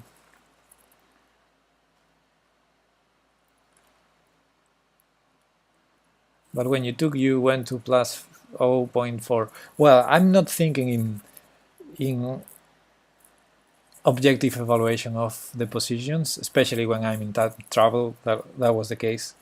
I'm thinking in practical chances, and I'm definitely not looking for perfection when I'm in time travel. Plus 0.4 is okay. That feels fine, I guess.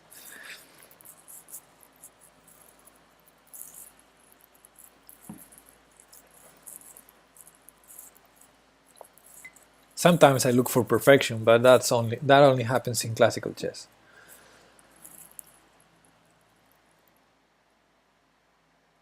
Okay,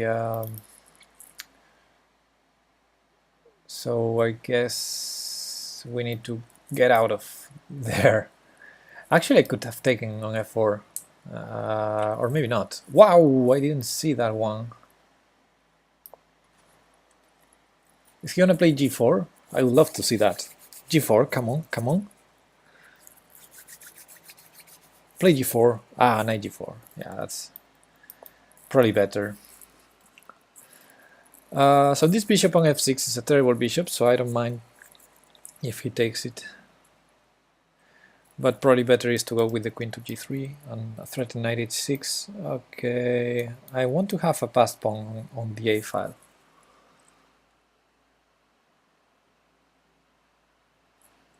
So one of the most fun things my friends and I do is team up against the Stockfish AI, moving up the levels each time. Wow. Okay, Violatic just read my mind. Oh, hello. What are you trying to do to me?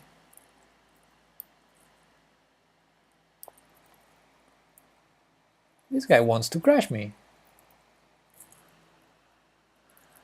For chess. Okay, for chess.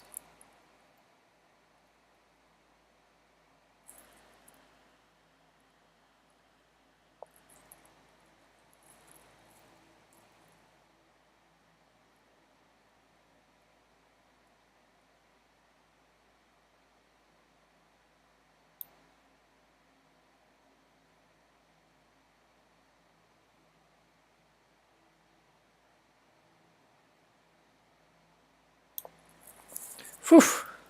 That was a hard move to do. Trapping my own bishop.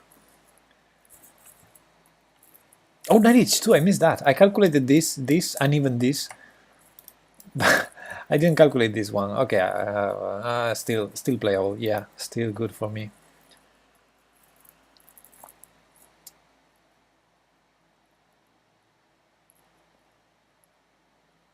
Yeah, he basically plays g3 or moves this knight. That's the only way to save this. Unless he sacrifices it. Nah.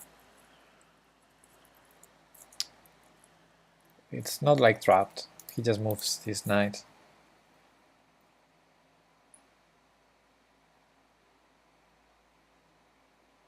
But I still think it's a good position for me. I can maybe play g6. Let me see, knight h2, g6. g3 is always a threat, especially when the knight on h5 is defended. Because then after bishop takes g3, there's rook g1, and that's very dangerous for me. So for example, knight h2, the threat will be g3. Whoa! What is that? Oh! I'm stupid. The knight is already defended. I cannot take it. I'm so stupid. I'm so stupid. Pepe's positions are always complicated. Okay, guys, the knight is defended. If I take it, knight f6 wins my queen. So to properly attack it, I need to move the king first. Now I'm attacking it.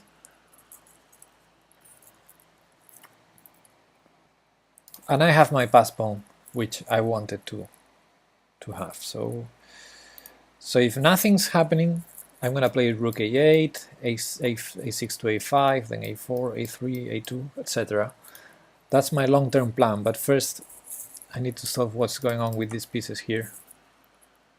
What was your plan if g3? G3, queen takes knight, pawn takes bishop, queen takes pawn. I win a pawn in that line. Although no, because I couldn't take the knight. Yeah, you have a good point there, Colombo. Okay, what's going on?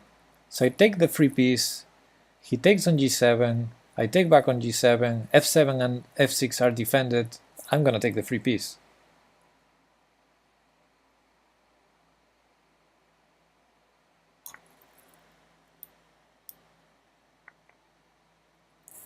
Free piece, it seems. Yeah, you're right, Colombo. I couldn't take the knight, so after g3 I would be in trouble. I guess I still had king h8 there. Yeah, I had king h8. And then if he takes my bishop, I take his knight. So yeah, still was still okay. Good try, but I will trade queens and take the knight. Seems fairly decent.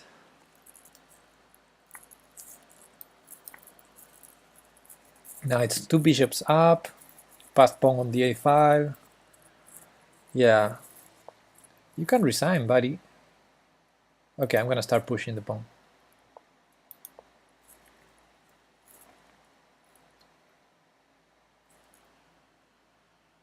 Time to look at the puzzle of the day. Yeah.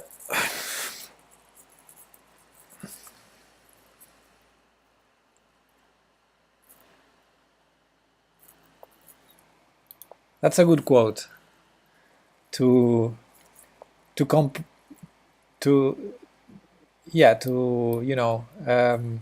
complete the earlier discussion on the bishop pair. Yeah, bishop is going to go to f4, but maybe now that the rooks are not double there, I will probably use it on the other side to help pushing my pawn. You speak Spanish? Yes, I do. You hear my accent.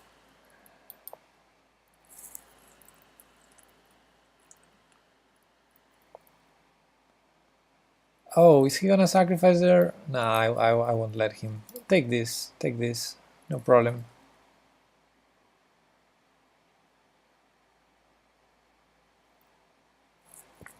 Oh, he's not resigning. Why? Why do you keep playing in a position like this? I don't get it. What? He didn't even take the pawn. Okay, let's try to get a queen then. The queen pair is stronger than love? Maybe. It's definitely stronger than the bishop pair. Okay, that was a very interesting moment there. So, yeah, I missed that if queen takes, knight f6 check wins my queen. So if he plays g3, I need to play king h8. And then if he takes my bishop, I take his knight. So I was still fine. I was still doing fine. Maybe he's hoping for stalemate or flagging. Maybe. Yeah, or just being annoying because, you know, the tournament is 10 minutes. There's 10 minutes left to play, and now I barely have time for yet another game. If me and my opponent, we both berserk, which we are. The problem is he's a little bit stronger for me. So, let's go.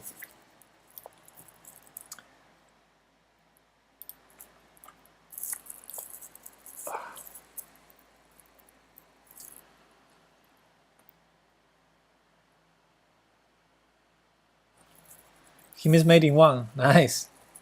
That's the way you do it. What is my opponent thinking? This is the main line. He probably wants to avoid the Berlin, but I don't think he can by this point. Oh, he's doing it. Okay, okay, cute, cute. Knight to b7.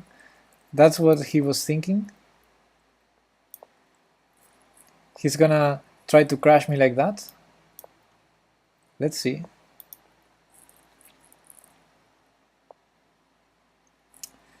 Good point. Good point there, Japonski. Haha. I already have a problem there.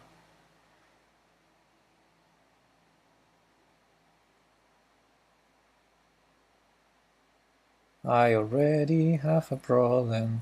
So queen a4. Okay, let's do it. I mean, whatever.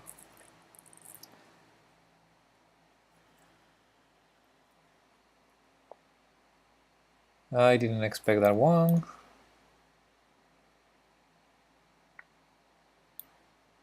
Can I do this? Is it too risky? I guess it is. Bishop f6.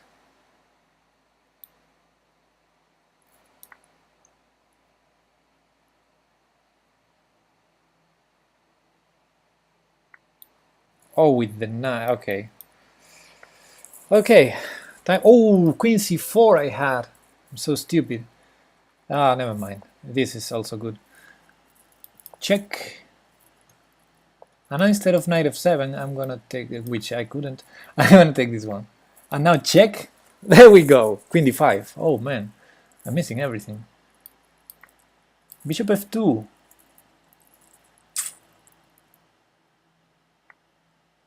Rook f2. Be careful with that. He's threatening mate.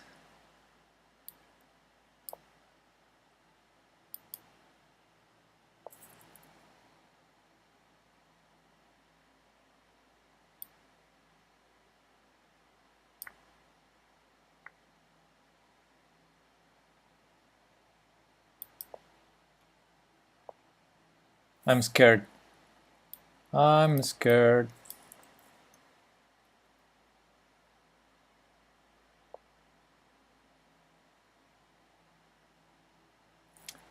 That's a good move. That is a good move.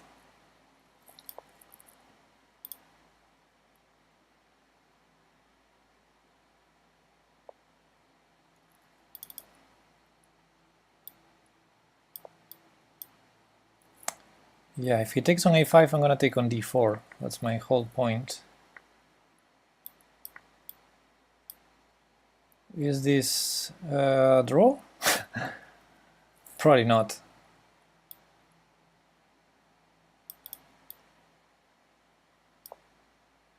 I'm trying my best here. Oh, I missed that one. Good one. I had 97. I had 97. Okay, guys, knights are tricky. Knights are tricky, so this is still not over. Still, wow, this guy plays good chess.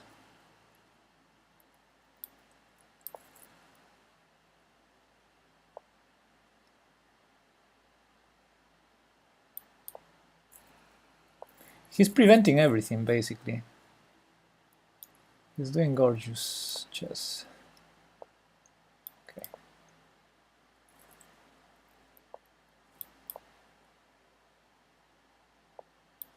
Now I have a blockade. Although it's probably losing anyway. Yeah. Or not. Okay. I wanna trade. I wanna trade. Ooh, taking risks. I like it.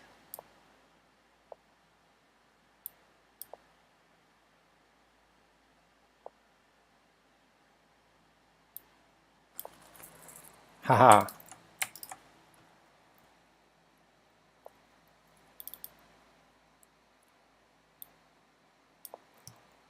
Calculation.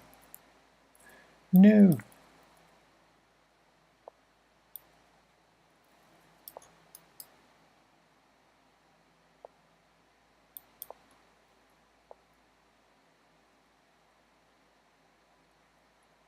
Good point.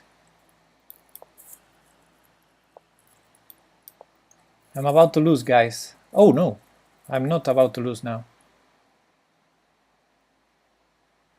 He blundered this.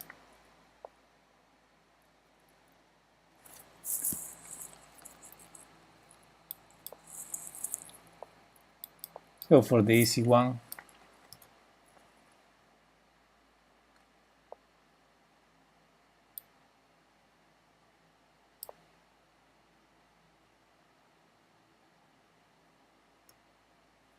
Three minutes left.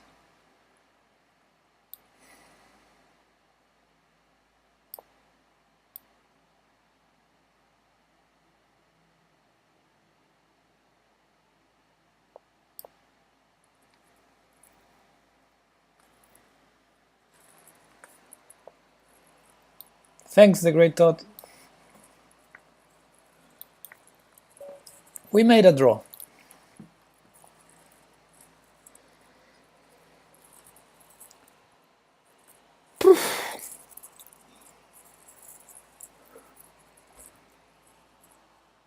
I got him in a fork there. Okay, no time. Oh, and he's in 4th place because of this draw. He's out of the top 3. Yes, well done.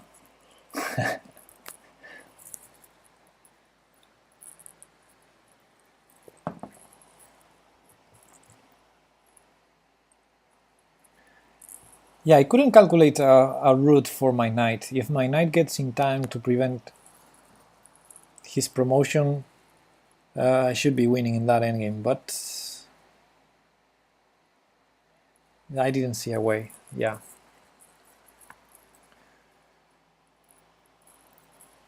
Okay, tournament is over, and despite the terrible start in the tournament, we did good in the end. 3rd place. So it's okay.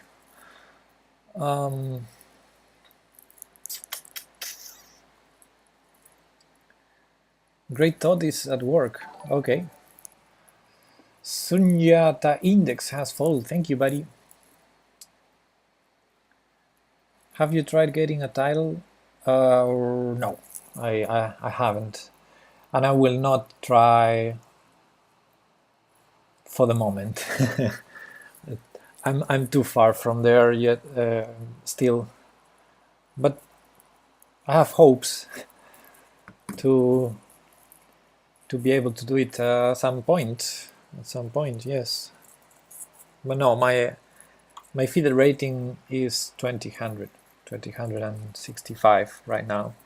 I'm too far from the titles. Well, yeah, someday maybe.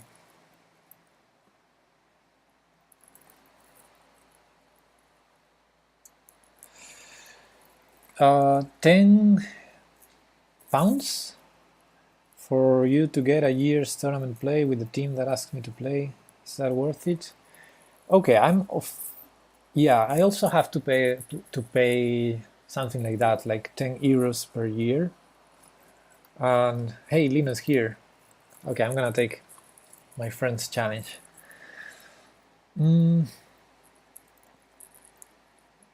I think you only would need to discipline for a period of time. You could get it. Thanks for that.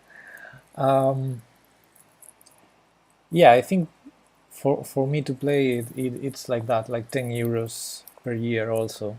So yeah, I guess it's more or less the same. He's not taking my pawn. Oh, by the way, this is a teammate. He was a teammate. He's no longer a teammate because last year I changed teams. But he's been a teammate for like 8 years, so we know each other very well. And he's very good. He's a very good player. Evans and Dutch. Yes, Evans and Dutch. Okay, let's talk about the Evans and the Dutch defense. After I'm done with this game or games, let's see where does this lead.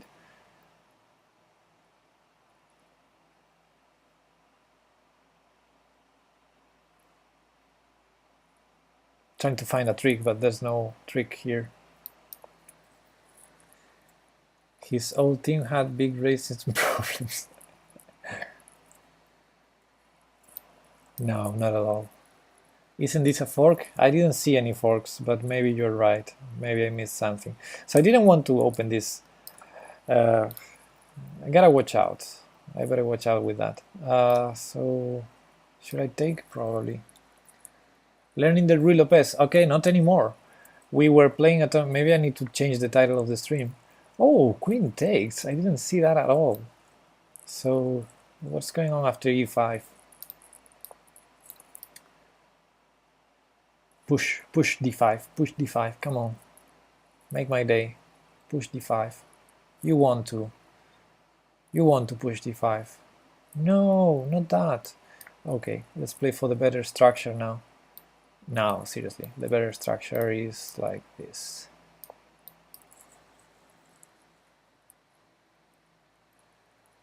Oh, John, but he had a knight on d2. After I take on f3, he takes with the knight defending d4.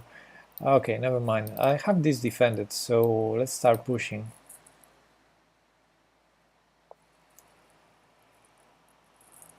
Good point. Good point. If I keep pushing, he's gonna have... Oh, he had bishop e3 instead of taking on f6.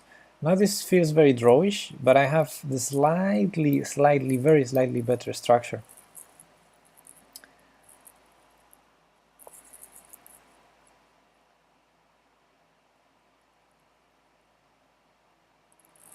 So we're here, playing an endgame.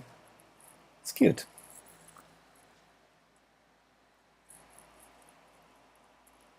Here we are, Lino. We're playing an endgame. Doesn't feel like this is us. We tend to decide the games much earlier. Yeah, this is a challenge now. It was a tournament, and this is a game after the tournament because my friend challenged me and I accepted. Bishop e6 maybe. Yeah, it can be annoying. But queen f7 is a bad move, so I guess I'm still doing fine here. But yeah, he defended this guy, which is interesting because now the queen is released. Now if queen f7, rook f8, of course. So I guess if he wants to do that, he has to prepare and first defend f2. Establish the bishop. Okay, that's a good move. Queen e2, he doesn't want to trade queens. I like that decision. It starts to feel more and more like a draw to me. Okay, let's go here, put some pressure here. b5 is not hanging because I'm threatening f2. But if rook d1, I just go back, I guess.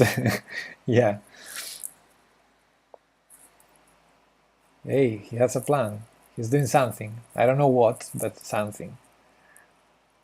I mean, it's a pity that I cannot get anything out of that. Maybe I need to bring this here. Rook c2, queen d4, rook c7 check. Okay, let's use this file now. Oh, he's defending f2, so if queen f7, rook f8 does nothing. Good point. Good point. Yeah, he found a good way, a good structure, a good setup. But okay, let's get out of there. We're just repeating now. Yeah, I don't see anything.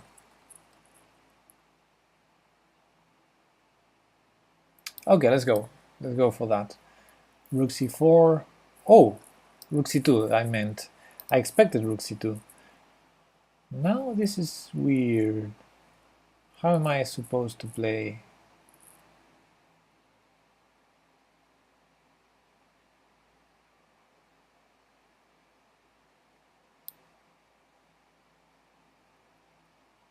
What is he trying to do? I don't know.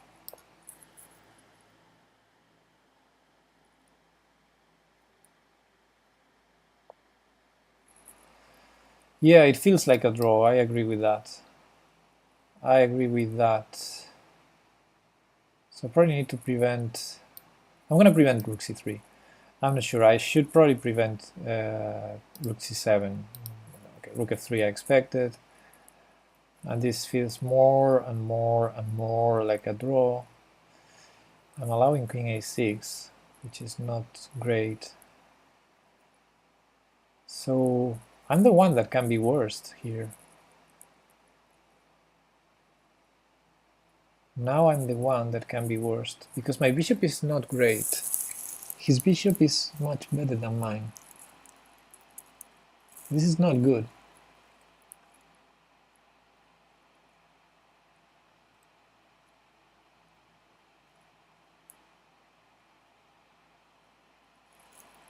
I'm in trouble, guys. I'm in trouble, trouble. So I'm not caring now about the pawns. I'm caring about the counterplay. So I'm gonna let him take on a5, I think, to just have some counterplay, which is very dangerous for me, but I think if I just play slowly... Whoa, I didn't expect this one. Anyway, if I just play slowly, I think I'm killed. So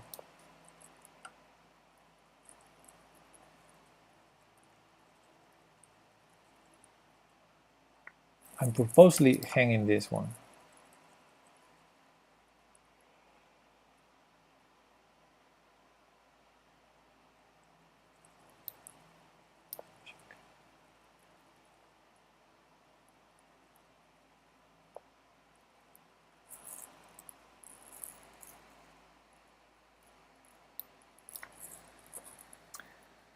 How does white make progress? Well, there's always these g8 tricks. Not now, because I thought he was going to go for the other line where the queen could enter here. Okay, if I lose that pawn before, then white is gonna make progress very easily, trying to promote that one. But I guess he's not in time. Yeah, this must be a draw. But we can play on for a while, I guess. Now I finally got some activity going on, although this is immediately a draw if I want. So he has a check. Yeah, let's be greedy. No, that's too much. I cannot allow him to take here, I think.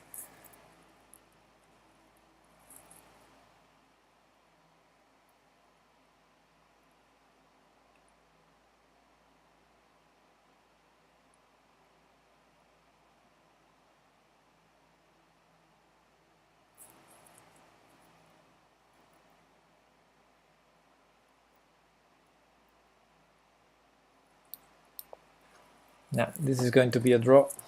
Yeah, I'm gonna take the draw.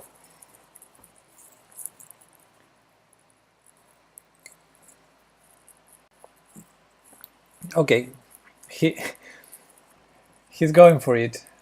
He's going for it, but I'm not sure about that decision, because now he has some... Oh, king b5, yeah. I still can defend the pawn. I probably should. Let me first check here. Oh, bishop c4, I missed. Ah, no, but then I take there. Okay, I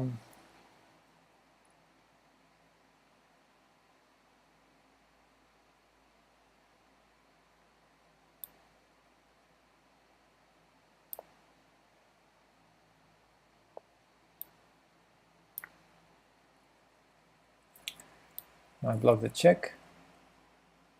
And I'm going to take on f2 if he allows.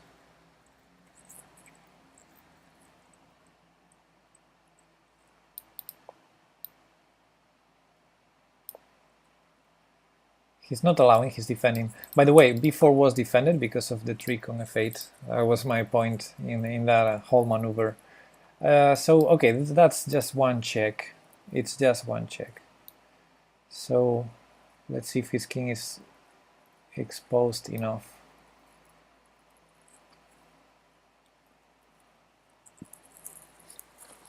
Hey, not so easy, huh? Not so easy, this position. Okay, check. So he has check and then check here. Not now, okay, not now.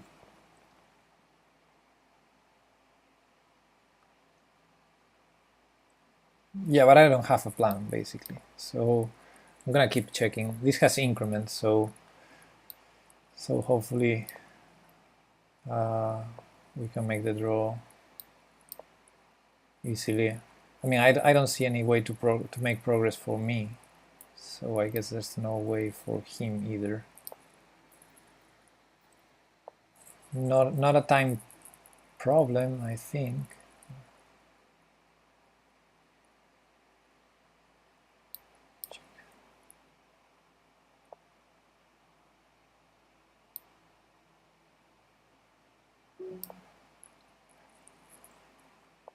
Okay, I'm gonna sacrifice that pawn. There we go. Take it. Ah, he didn't want. I don't want to trade queens necessarily.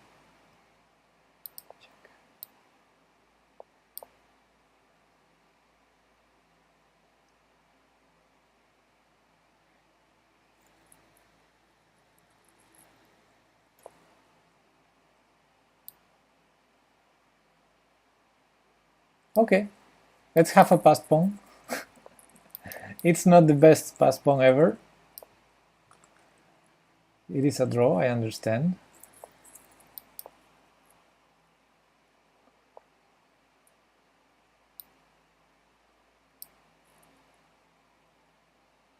Yeah, he has h3 covered, so he offers a draw. Not now.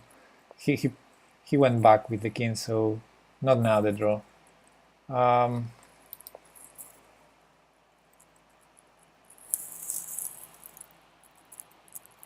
So if bishop keeps this, I can play h3 and king f3. Let's try.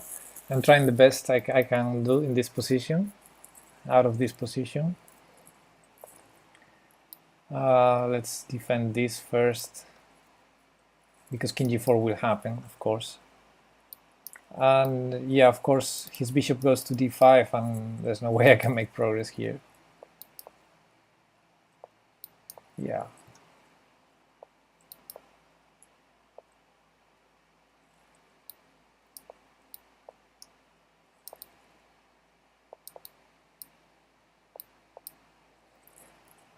Now I should accept the draw.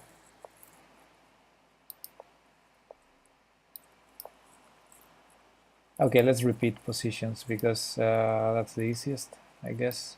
Here I'm repeating.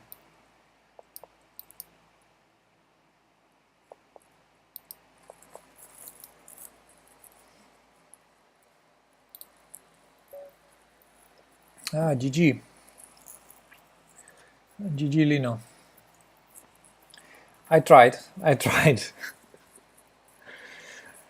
Okay, so let's go to the analysis board, and John, you still there? It's time to see the Dutch and the Evans.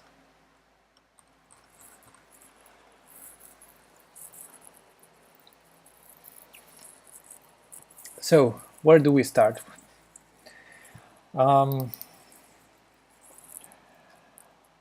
Okay, I'm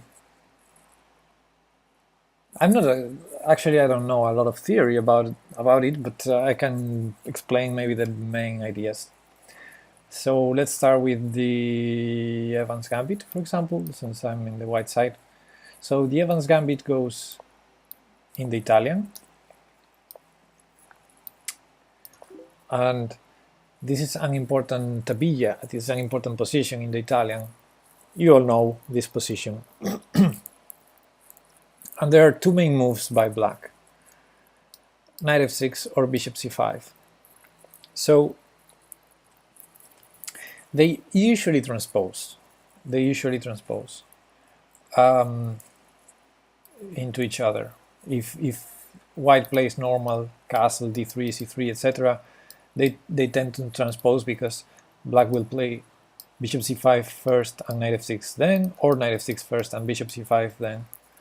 So they both tend to transpose, but there's a small difference in the move orders. So if you first play bishop c5, then the Evans Gambit is possible, which is what we're trying to see now. If knight f6 is played first, the Evans Gambit is not possible. But the fried liver attack, or at least this knight g5 variation, is possible, which can lead to the fried liver attack. So those are the two differences. If against knight f6 white does not play knight g5, and against bishop c5 white does not play b4, then they transpose.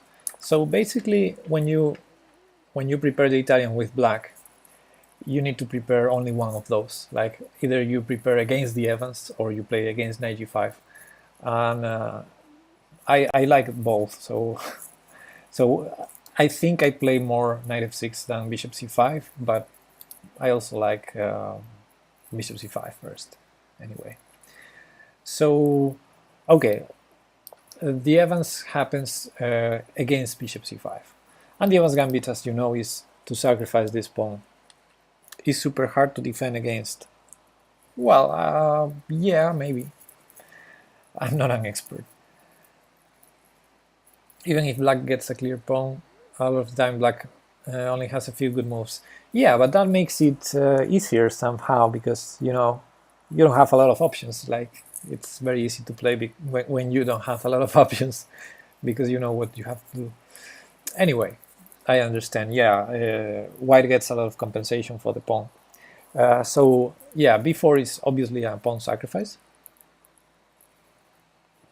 and black must take it. I mean, why not? Now you can take it with both pieces, knight or bishop.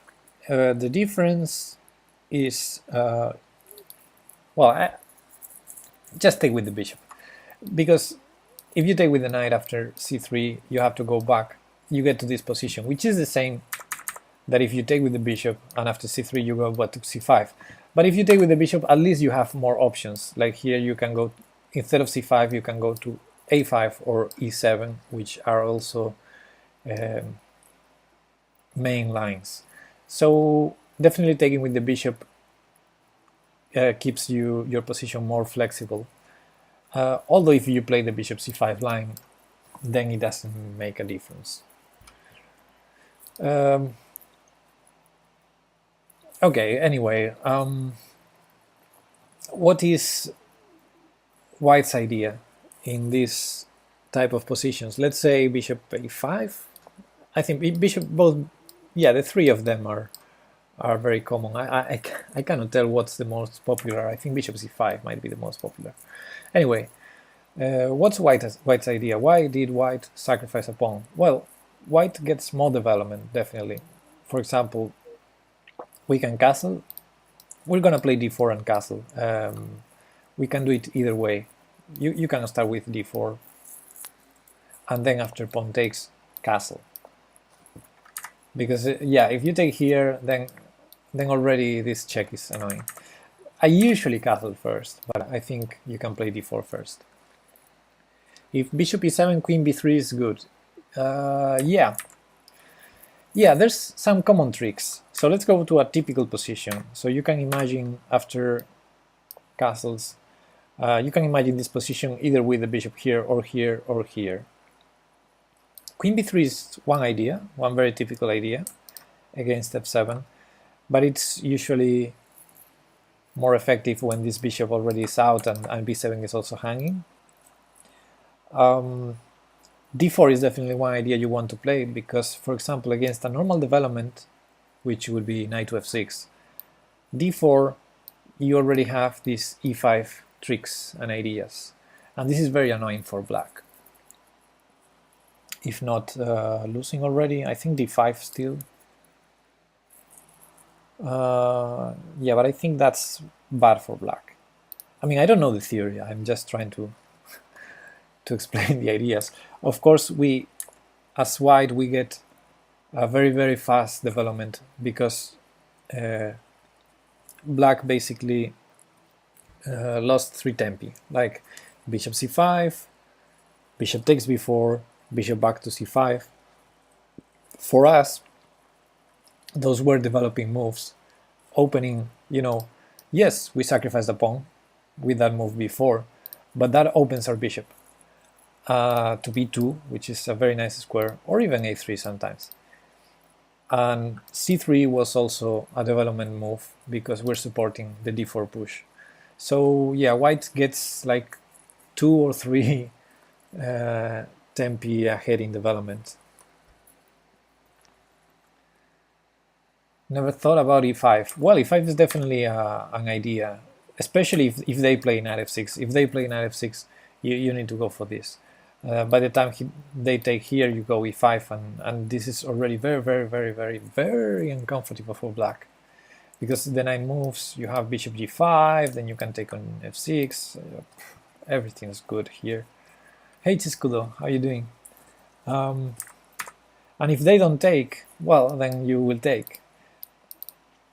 especially with the bishop on c5, there's no time for like knight takes e4. So let's go to a different line. With the bishop a5 line, this would be something like this. And here, at least the bishop is not attacked, so black has more ways to react. But again, if black takes here, you play e5, and this is very, very uncomfortable. You normally react with d5 in this kind of position where, you know, if you just go back, you're busted here. Like, I mean, you have to either put a knight on e7 or play f6 and open your king. No, that's terrible. So you normally want to react with d5 in these positions, but yeah, in the Evans Gambit, where you are ahead some tempi, this is usually good for white, even if you take the knight and you go into these lines, which I don't know the theory of them, but with this pawn still here, rook e1 check is going to be possible, so this feels great for white. And if, I mean, especially these openings like King's Gambit or this crazy Evans Gambit and this type of openings, you really need to solve them over the board and calculate lines, because even if you are in theory 2 moves from now, you're not going to be in theory, so you need to at least put some effort in calculating. So that's why I don't study particularly this. I know the main ideas, but I don't want to study lines and lines and lines, because yeah, it's just tactical position. And yeah, I think even taking on f6 is good, but if not, if you calculate and you see, okay, if I take here, he bails out then with bishop e6 or something, you always have the chance to just move your bishop out of the threat, and this is still in trouble. Knight e4, yeah, it takes because this is pinned. I don't know. So yeah, but at least here with the bishop, when the bishop is not on c5, black has some additional options here instead of taking on d4, which is usually terrible. For example, takes here, but I don't think that's great. I think d5 is probably good, and or bishop d5. Not sure what's best. But yeah, these type of positions are very, very dangerous for black, and especially this with knight f6. Knight f6 is probably a mistake, and it must be punished by just opening the center, and you know, you're already developed, your king is safe, just go for it.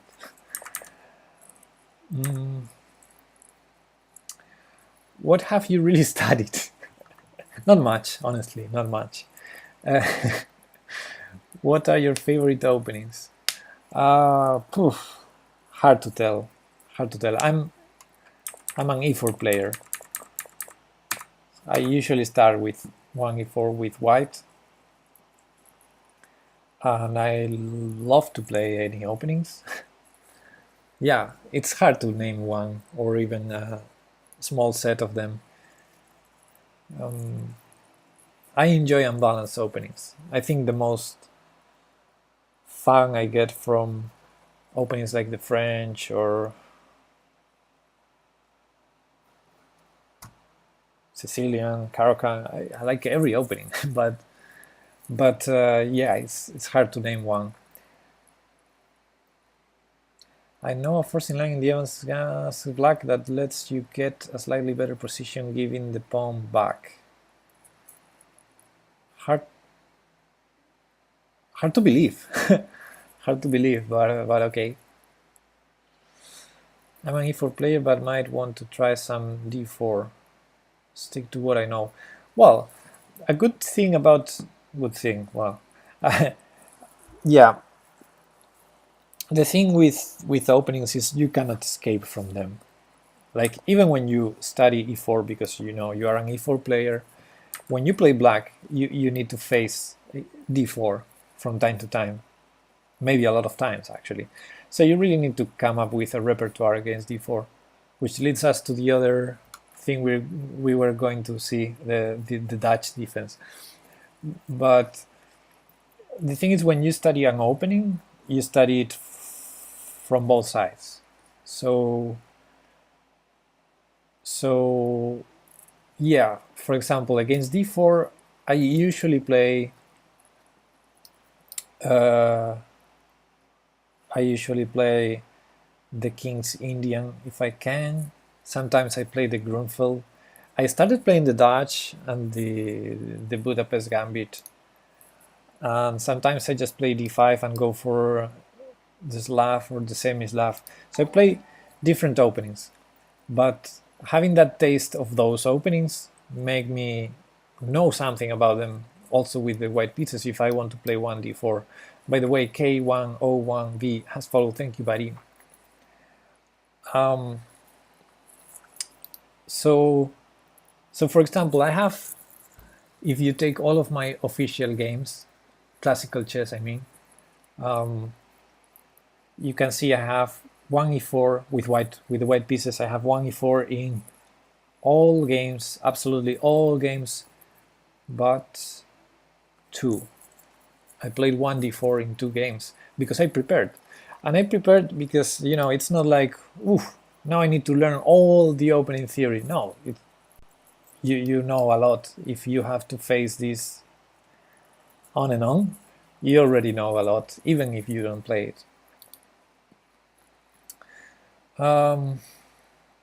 Future Chess GM 27 is asking, well, let me catch up with the chat because I think I missed some stuff.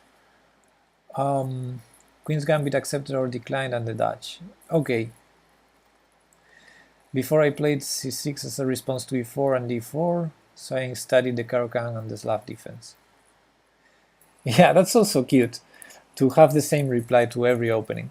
I for example, pre-move, when I play Blitz, I pre-move knight f6 as my first move with black, which is because it's actually my first move against d4, and it's not my first move against d4, but I know the Alekhine. So I tend to pre-move knight f6 against, in Blitz. And you see me doing this all the time when I play Blitz on the stream. But the funny thing is, whenever my opponent plays the Grob, and I have to pre-move knight f6, knight f6 is a terrible move against the Grob. So yeah, from time to time I get in trouble, but it's nice to pre-move when you play Bullet. I was wondering what you play when black castles before playing d6. Do you play the anti-marshal or go for the marshal? What a tough question there. Well, first of all, I have to say, I don't play the Ruy Lopez. So, and I don't usually play the Italian either. So, for example, when I play 1e4. That's right. When I have to face e5, which is maybe 10% of my games, because I don't know, maybe it's because the level of my opponents or something, but I usually face more often the Caro-Kann and the French and even the Scandi than e5. But when I do face e5, depending on my opponent, I sometimes go for the bishop's opening. And when I do play, well, I sometimes go for the King's Gambit, which is an opening I love. And when I go for knight f3, it's usually because I'm gonna go play the Scotch. It's very unusual that I play bishop c4, but sometimes I do. That was one of my very first openings, so I know a lot of stuff there. But it's very, very rare, very strange that I play bishop e5. Unless I prepare, I don't play this. So, for example, the marshal and the anti-marshal, I know what you're talking because I have some ideas because I watched some games, but I never I never entered there nor studied it.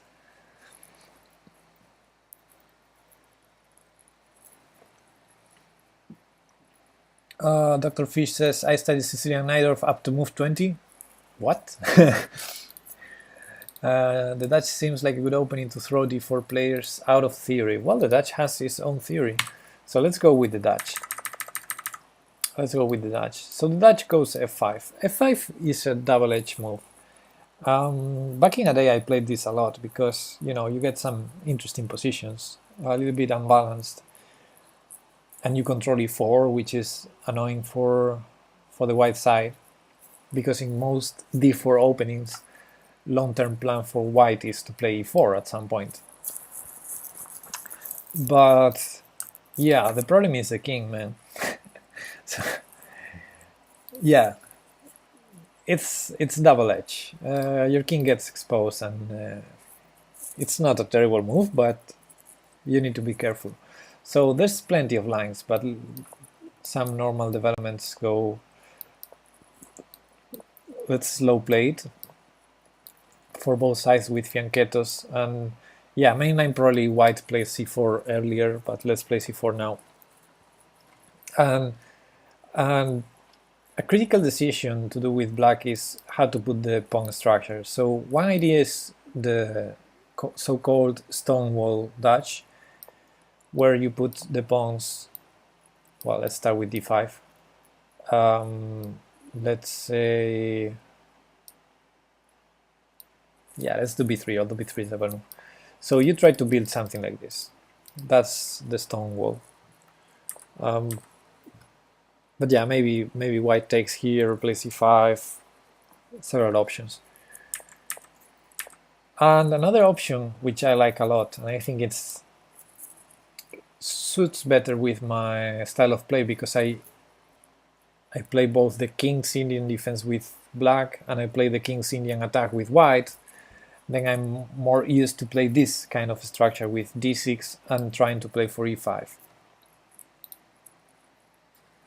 Pieces looks kinda inactive in that line.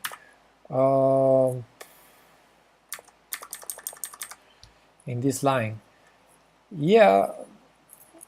Well, it's a long-term plan. You play for being, when you play the stone wall, you try to be solid as you can get, and it's a long-term plan for an attack. So in the long term, you're going to attack, but not now. And when you play d6, it's more dynamic, basically. But you need to be careful with the light squares. So there's some funny lines. For example, I usually played a lot this knight c6 idea, and whenever they play d5, I played here because this seems like a bad structure, but it's actually quite nice. Controlling the center, and so yeah, several ideas there. Also, I know one guy, a very strong guy, that usually plays king g8 and then bishop to g8. So plenty of ideas. These types of positions, you can have plenty of ideas to play them either slowly or fast.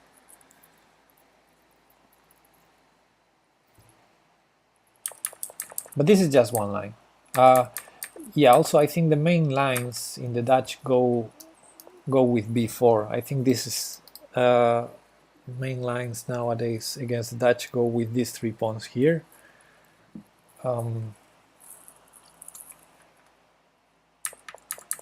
I definitely have some games in the Dutch from my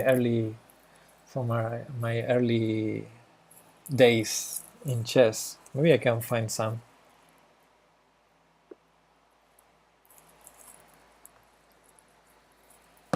Give me a second, let me see if I can find some games. I had some. They're all terrible because I was just starting to play chess. But give me a second.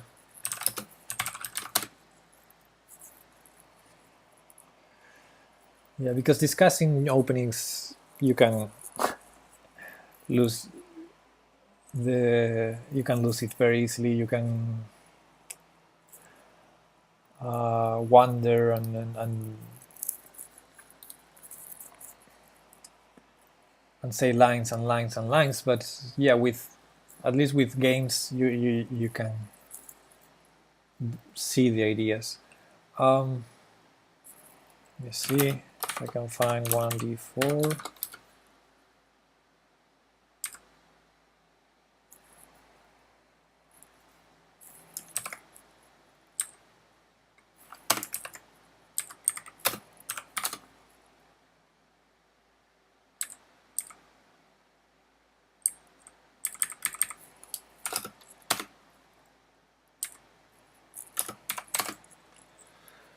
Um, extremely tactical openings. I like those also.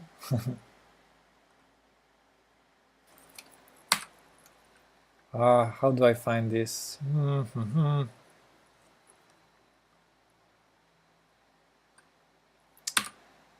This is gonna be hard.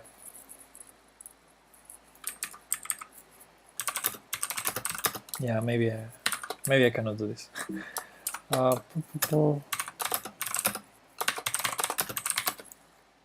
Nope.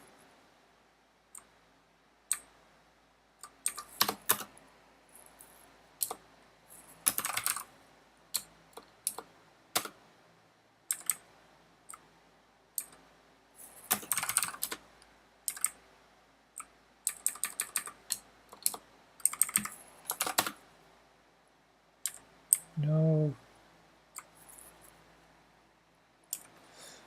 Nah, I cannot do it. I should have a database with my games somewhere. Torneo no GM says, Pepe, I try to avoid the opening theories. What do you recommend me against e4? To avoid the opening theories? Ah ha ha ha. Okay, that's a tough question because at some point you need to know something. That's unavoidable.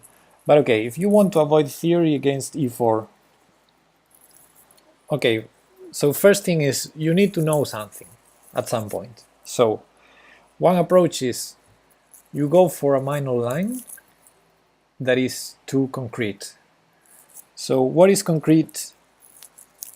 And what I mean is if you do that, you go for a very specific and concrete opening so you can study it. But you don't avoid the theory, you just narrow it to a very small theory to study. So that's one option. So someone is saying elephant gambit. I think that's f5. Don't go there. But something concrete against e4 is whichever move that attacks e4, because e4, you know, it's an undefended pawn in the center. So, namely, the Alekhine and the Scandinavian, those are two very concrete openings. That's why they are small. They have small theory to learn than other openings, more complex, because these are very concrete. You are immediately putting pressure on the e4 pawn. So Scandi has a decent reputation to be more or less solid, because White's best try is to take it. Yeah, you have the problem with the queen, and then that. But if you know 4 or 5 moves of theory, you're fine. Fine, it's a Scandi, but you're fine. And Alekhine, if you like more, you know, a little bit sharper positions, you can go for the Alekhine. Not a lot to study again, but the main line goes e5, and then that's already an imbalance because White is going to have more space. So those are my two recommended openings if you want to study less, let's say. Now that's one approach. The other approach is I don't want to study anything, but I want White to be out of theory. Okay, that's hard to achieve, actually. You need to study. You need to know the theory to be able to get out of the theory. Yeah, that's...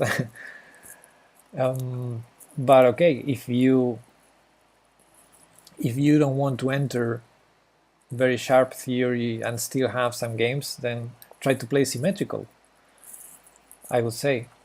Modern, yeah, that's another approach. So yeah, probably the recommendation has to be in according to your style, because for some people avoiding theory could be like, okay, I'm gonna play symmetrical, and if he plays knight f3, I'm gonna play the Petrov, which is very, very, very, very solid. That's one idea. But for other people, it's exactly to play the modern, to play g6, d6, and just, but you know, wherever you go, there's theory. So yeah, Gary Fang is making a good point. H5, you play H5 and your opponent is out of theory already. But I wouldn't recommend this. I think you shouldn't play like this. I mean, at some point, you will be playing. If you want to play good moves, you will be playing some known opening. That's what makes it hard, you know, to try to to get your opponent out of theory. It's not easy if you don't know theory. So yeah, my recommendation is, if you don't want to study a lot of opening theory, just go for the more concrete paths. Even if you think, okay, I'm gonna play e5, I'm gonna, you know, play e5. Okay, then you have to face already the central gambit, the king's gambit, the bishop's opening, but mainly you're gonna face knight f3. Okay, let's say you want to still play e5, try to get a game, but you want to get out of theory ASAP. Well, you can try d5 maybe. You can try against bishop c4, you can try knight d4. There's a lot of ways to get out of the theory, and I think the easiest way to discover them is with the engine. You take a very common position and you say, okay, here they always play knight f6 and bishop c5. Let's turn the engine on in a position where people 100% of the time plays one move or two moves, and let's try to discover what's the third suggestion by the engine.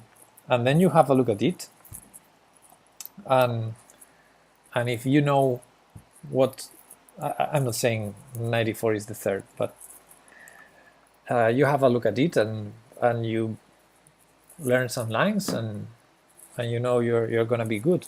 That's maybe easier. It's fun to learn a bit of theory, yeah. Whenever I get e4, e5, knight f3, knight c6, I always go bishop c4 over bishop b5. That's why I wanted to learn the Evans. Okay. And the fried liver gives nice quick kills from time to time. Yeah, you don't get them in the Ruy Lopez. Yeah, exactly. Actually, oh, I don't know if I have the game. So I played this tournament this year. It was a blitz tournament, but it was an over-the-board game, and I was black, and I was facing this master. It was yeah, he's got a title. What's the title? FIDE Master? Yeah, I don't know. He's 2350 or something like that. So very strong player. And I'm having a decent tournament. We're in round 5 or 4. I don't know. It's after lunch. And during lunch, I saw, oh, this guy, he's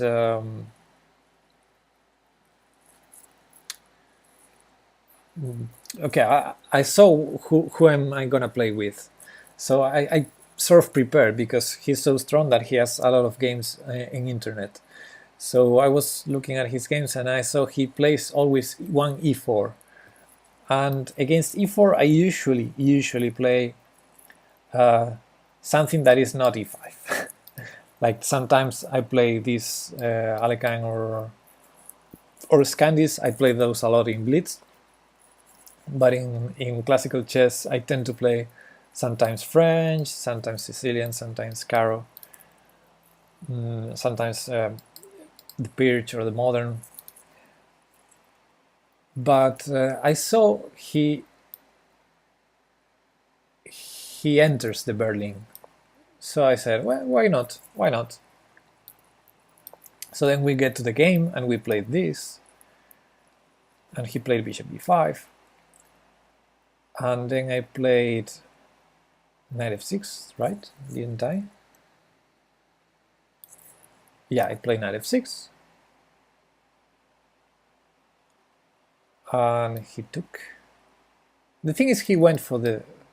Ah, no, I played a6. Yeah, somehow I decided to play.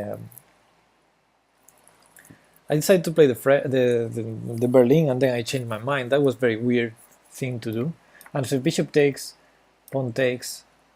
Um, he cannot take because of queen d4, so he castled, and then I played knight f6, and I was like, oh, he now can take. Actually, it wasn't like this. Because I think he had already defended this anyway. I don't know. I blundered the most obvious trick in the Spanish, because you were talking that you don't have tricks in the Spanish. The most obvious, like I blundered the e5 pawn against FIDE master, and that was very embarrassing. Although in the end it was more embarrassing for him because I won the game. It wasn't even a draw. I won the game. But yeah, that's why I wanted to find it. Someday I will show it. As a new player, what theories are best to learn and maybe which outlet to get them from?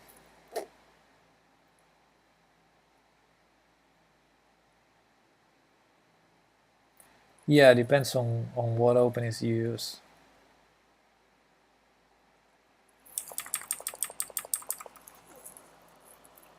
Yeah, at some point, if you want to learn opening theory, you need to learn opening theory. I mean, you need to study. You need to study. But for me, the easiest way to study is to just watch games, watch tournaments commented by grandmasters. Because when you get to a tabia, when you get to a main position and someone explains you what are the ideas in that position, that's very valuable, because you then in your games you're gonna be looking for that position so that you understand what you're playing, or in similar positions you get to use the same ideas. But yeah, it's important to note that if you play e4, you need to study a lot of concrete theory.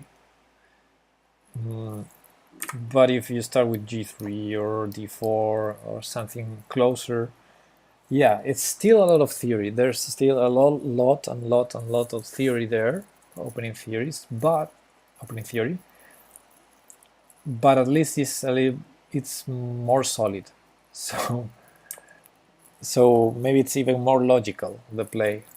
Like if you play d4, it's a pawn that's in the center and it's already defended. So that's very different from e4. Against e4, knight f6 and d5 make sense. They're not the best, they're not the most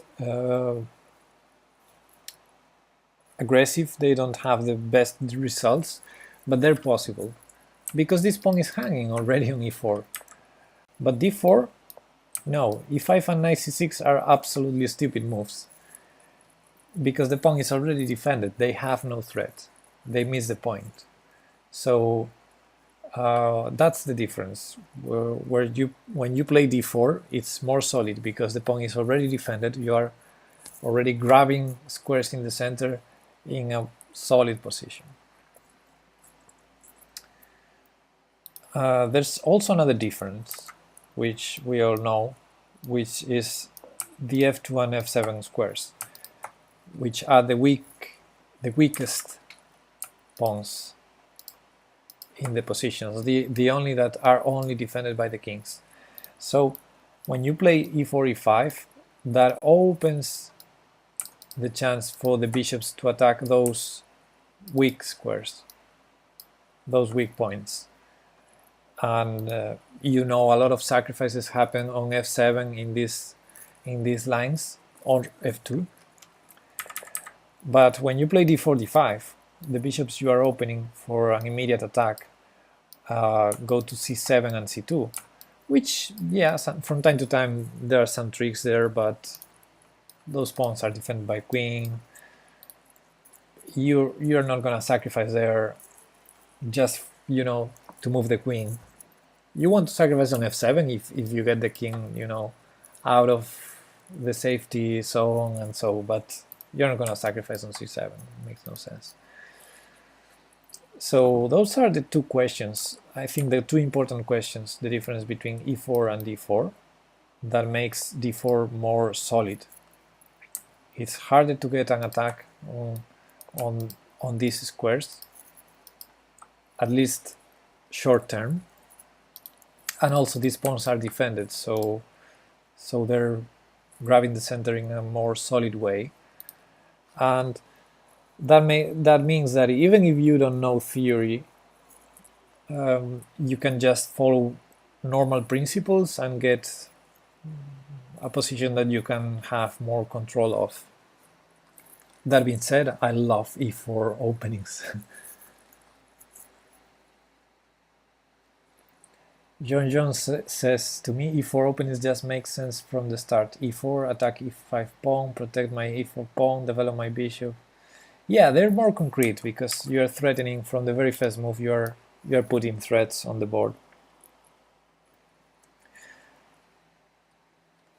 But yeah, most of them, the craziest openings with e4 and e5 happen because these pawns are undefended. That's the main point. So, for example, the King's Gambit, or I don't know, or knight f3 is already attacking the pawn that is undefended. That doesn't happen with d4. d4, d5, knight c3 doesn't make sense, for example. I played e5 one time when I was late for a game against a 1500 and mated to him within 5 minutes in 8 moves with the famous trap. Yeah, there's several famous traps. I like that one with I was showing 94 previously against bishop c4. I think this is one of the cutest traps ever. 94, knight takes e5. What else? Free pawn, attack on f7. Okay, we go knight g5, queen g5. Sorry, knight takes f7. Obviously winning. Queen takes g2. Oopsie, the rook there. Only move to defend it. Rook to f1. Check. We need to block, but if we block with the queen, we lose the queen. Then we block with the bishop and knight f3 mate. That's one of the cutest traps I ever seen, and I did this several times, but online. The Englut Gambit. Okay, the Englut Gambit is e5 against d4. Okay, yeah. That's also interesting. So d4. Yeah, I said that knight c6 and e5 didn't make sense, but of course this is a known gambit, the England gambit, and it makes sense in a way, but it's not so good. However, it's very easy to fall for a trap here.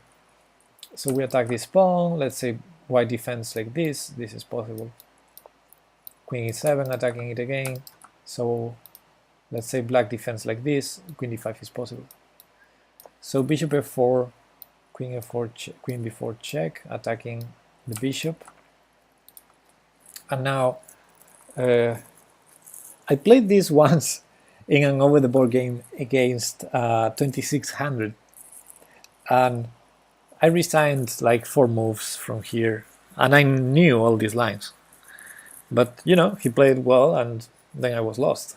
So this is not a good opening for black. But yeah, the traps are there, and many people fall for them. Well, first one, if you go here, or c3, you take a free bishop. But of course, there's two ways to defend the bishop: bishop back or queen d2. BD hips has fall. Thank you, buddy. So yeah, one small trap is this one. Oh, the rook is hanging. We defend it. We defend it like this. Nope. Say goodbye to the queen. That's one trap. Another trap goes here, takes again, bishop here, bishop b4. Again, the ping saves the day, and we're threatening the rook. And there's no way the knight jumps to save the rook, because then the bishop is lost. So yeah.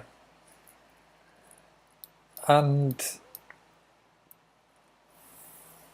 Well, there's more tricks here. And what's the what was the other? I think many people hangs a mate on c1. How is that going on? Mate on c1. How do we get a mate on c1? Ah, yeah. In the line with bishop d2 takes here, bishop here.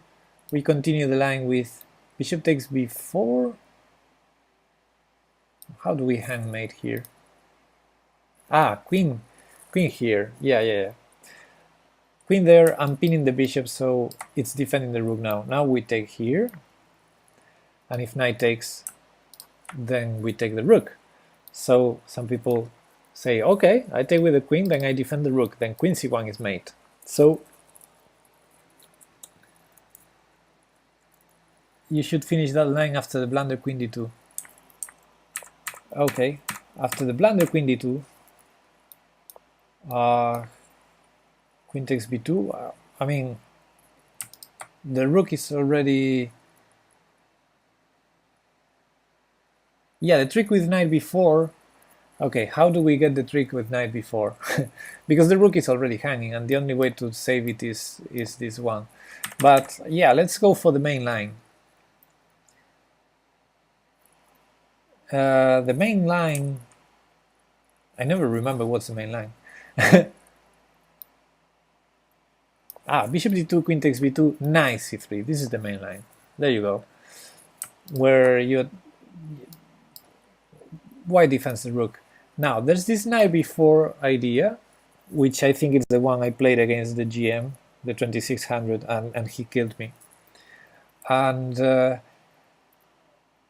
knight takes c2 is obviously a threat. And I'm not even sure how to show the trick, because the threat is there. Okay, if you go rook here, I think we can still play knight takes a2. But the main move is knight d4, and then black should resign. Black resigns here.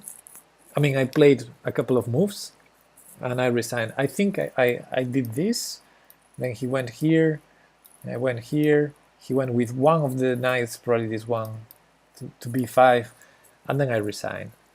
Yeah, after knight d4, white has to know knight d4, or find it, but then black has nothing.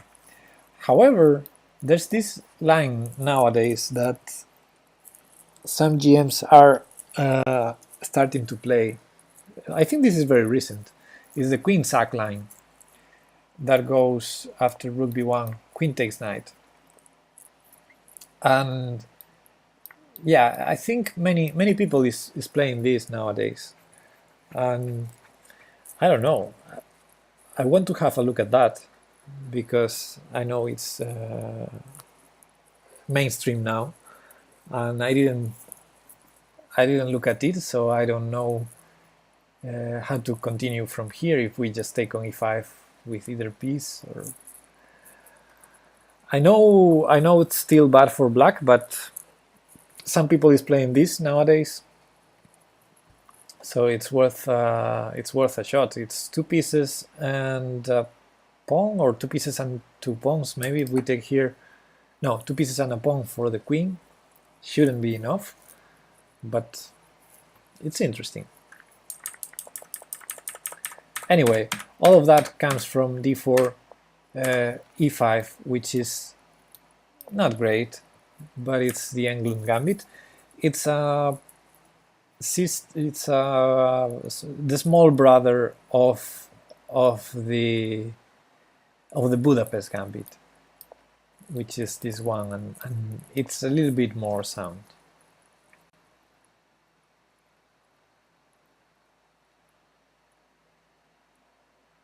Gotta respect the people looking for novelties in bullshit lines. Yeah. 94 instead of taking the pawn. Okay.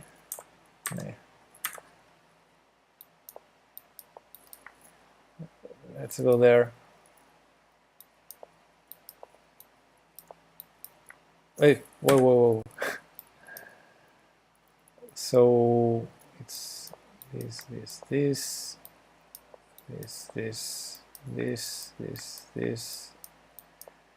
94 instead of taking the pawn. And what's the point?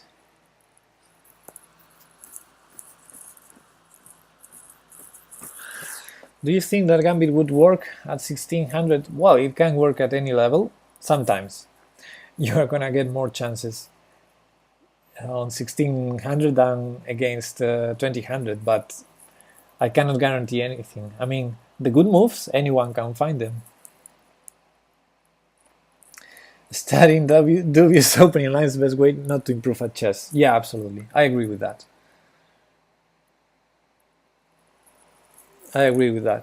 But yeah, I know some grandmasters are considering these lines with the queen sack, so it's not like the worst.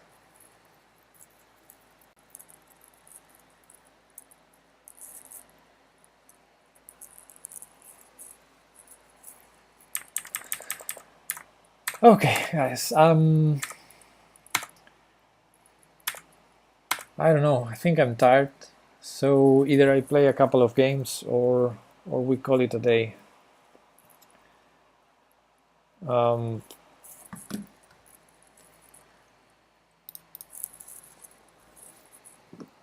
Also, I ran out of water.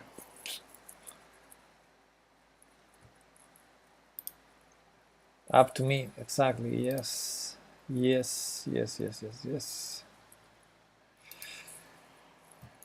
Okay, let's play a couple of games. Let's play against Italian 5. This is a grandmaster who always plays the Caro-Kann, so we get a chance to practice against the Caro-Kann. I think e4 c6. I'm expecting c6 now.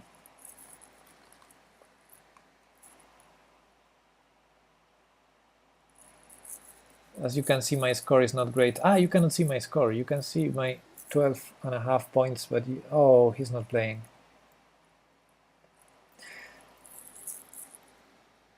My score is hidden, but there's an overlay there.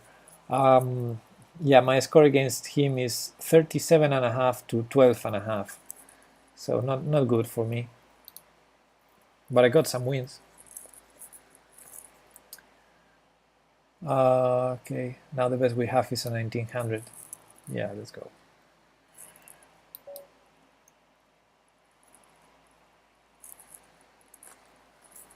Yeah, just a couple of games to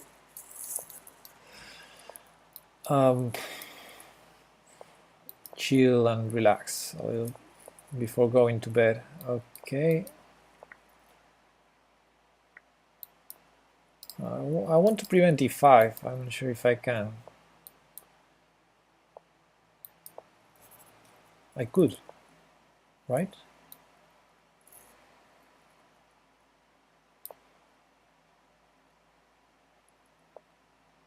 Prevent knight b5, defend d6, and now play bishop f6. There you go. I have total control over this square. It was an important one, I think. Hey, not so GNTV. Nice nickname. What did he play? b3.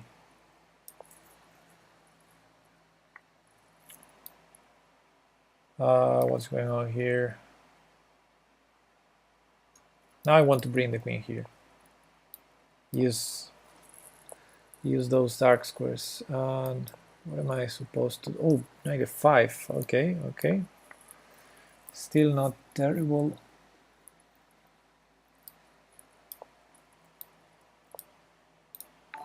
Okay, my idea is not working now. Let's go for b5. Rawr. Weak pawns everywhere. e5 is possible, and now rook takes f6 is a threat.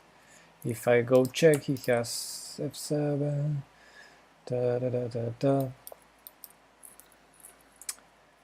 Can I challenge you? Yes, you can. Oh, I missed that. Okay, still good. This is hanging. Still not the worst. e5. Yeah, e5. Damn.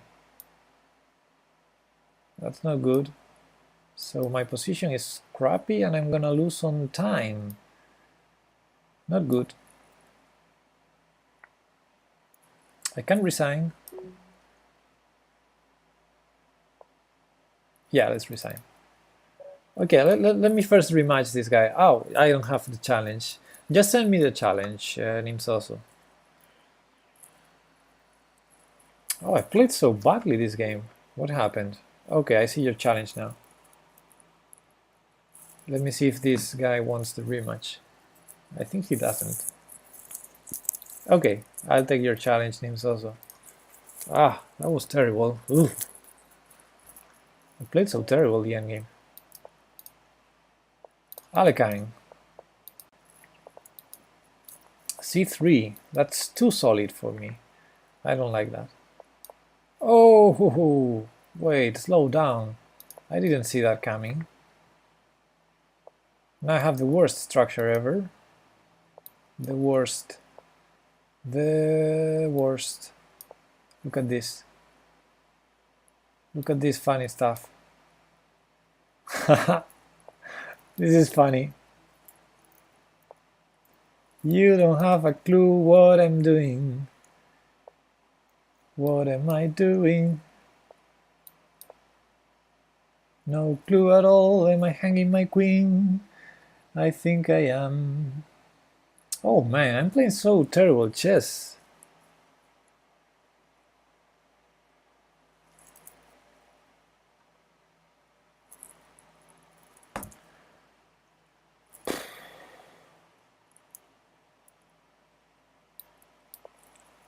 I mean, it's a 1 minute game, so I guess it makes sense to keep going, but yeah.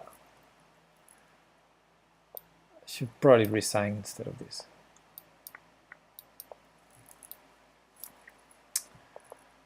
Good job, Nimsaso. No, good job.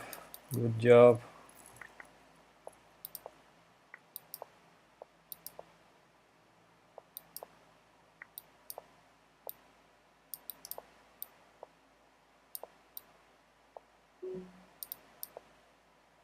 Good job. This is the worst, what I'm doing. You offer the rematch. Okay, I'm gonna take the rematch, but I don't think I'm capable of playing chess this time of the day, as you can see. Oh man. This is terrible, man. Should have stopped a while ago. Too many hours today of chess. Okay, I'm gonna try. I'm gonna try and do something.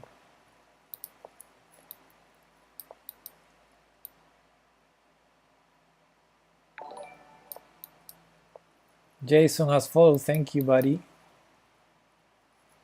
I didn't even see his last move. I don't know what I'm doing. Okay, you won that. Okay.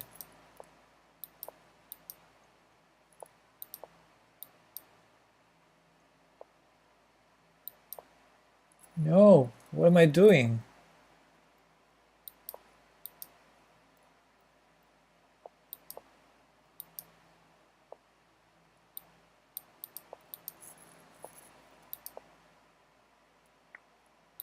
Oh, okay.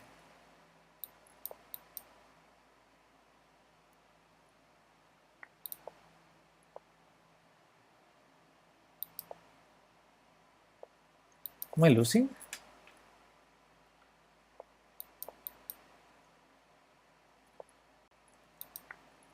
Ugh. Ugh.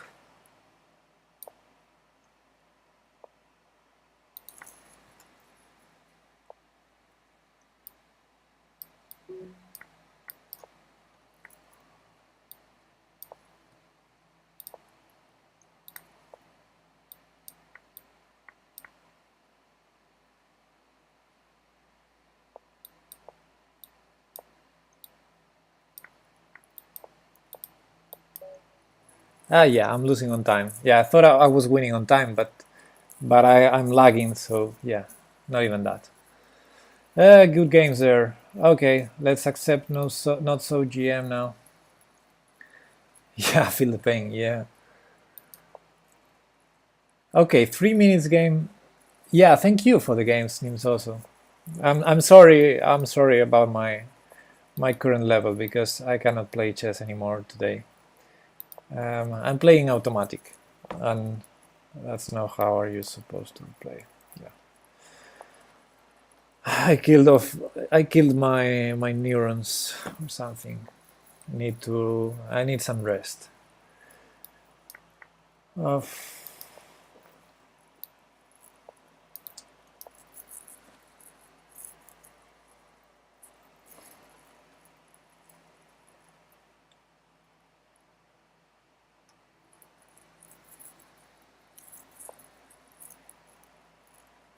Uh, he proposes a take back. I guess that was a mouse leap,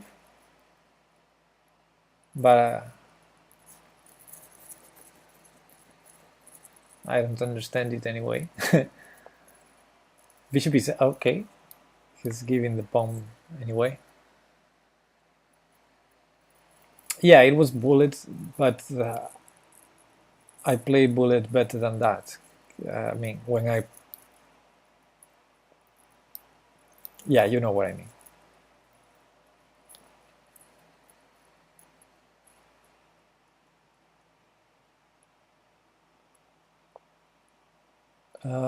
Yeah, that's a good move. Probably bishop c7 was better than 92.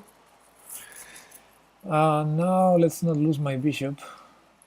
That would be interesting, not to lose my bishop. And I already blundered. Oh, oh, this is painful.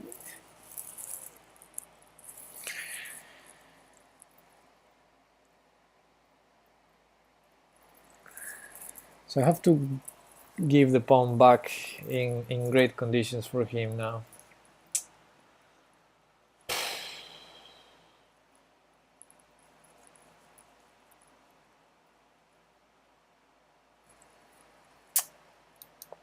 Shit. Why didn't I play bishop c7? So, one of the toughest parts in chess, I think. Sometimes I do have to play chess when I'm not in good shape, and I know I'm not in good shape. Sometimes it happens. You play for a team, you need to go to play, and you are not in your best day. But um, then I know what I have to do. Like, for example, if I get to this position,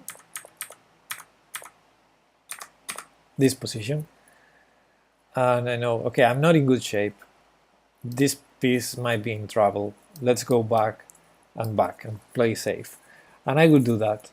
But when I'm too tired, I don't even reason that. I don't even reason that. And that's one of the toughest parts of chess. Even when you know what you are supposed to do when you are not in good shape, because of you not being in good shape, you don't even have the logic to remember to do that. Ugh, it's terrible.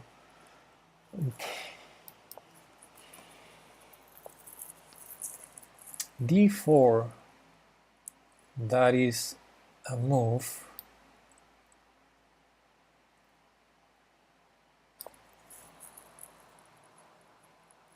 Knight e4 is so stupid. I don't even know why did I do that. Okay, let's trade before it's a problem, then I don't have 3. And now I'm losing a pawn. Man, this is so shitty.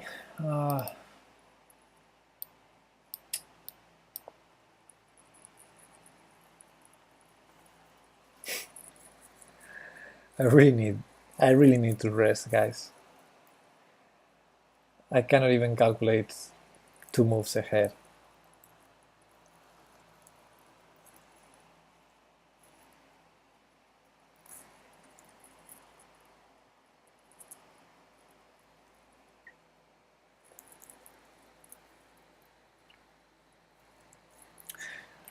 That's one thing I was surprised about when I first saw Paco Vallejo streaming, and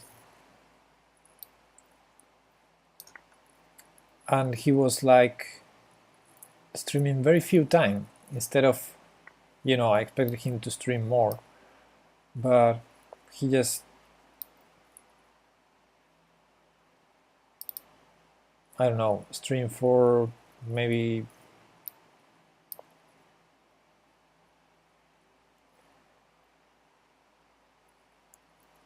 a couple of hours tops, and then he said, okay, I need to rest. And I was like, wow, why does he rest so much? Like, why not playing more? And yeah, good people rest a lot. Okay, that was unexpected because it allows me to defend the a3 pawn.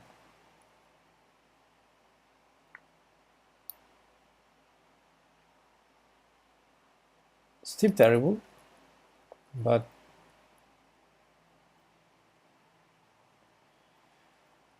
okay.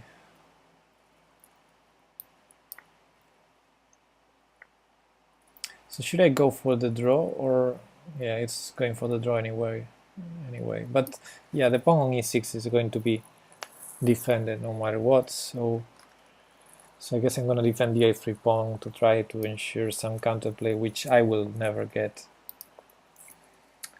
Yeah, good advice, Nims. Also, I really need that sleep because this is painful.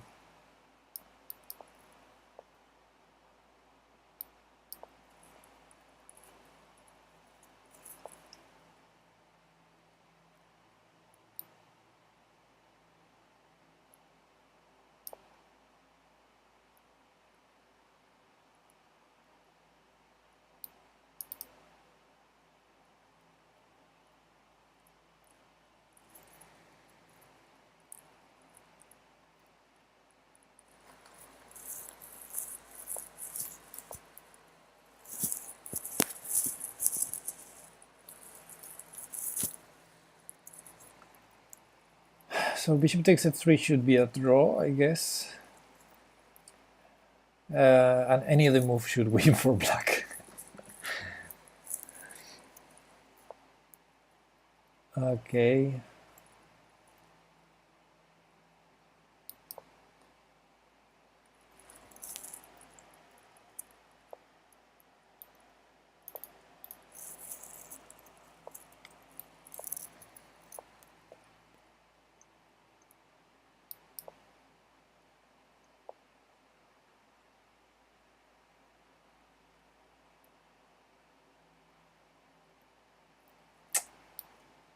That's annoying.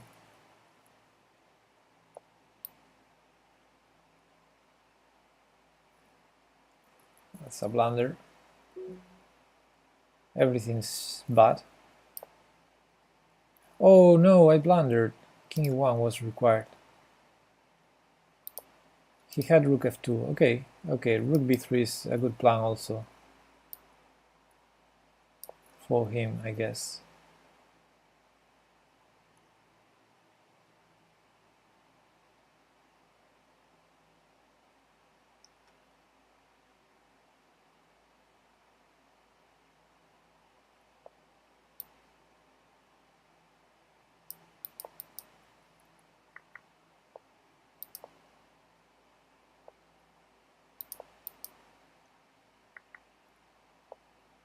Amazing.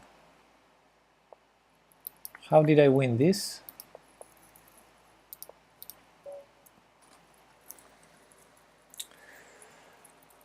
Time travel, I guess.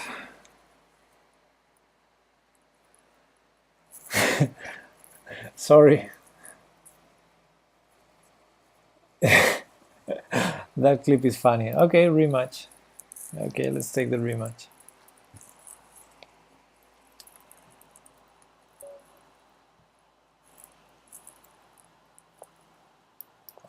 Let's play e5 because we were watching the Ruy Lopez during this stream. Let's go with the 94.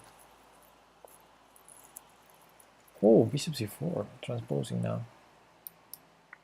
Let's keep it simple.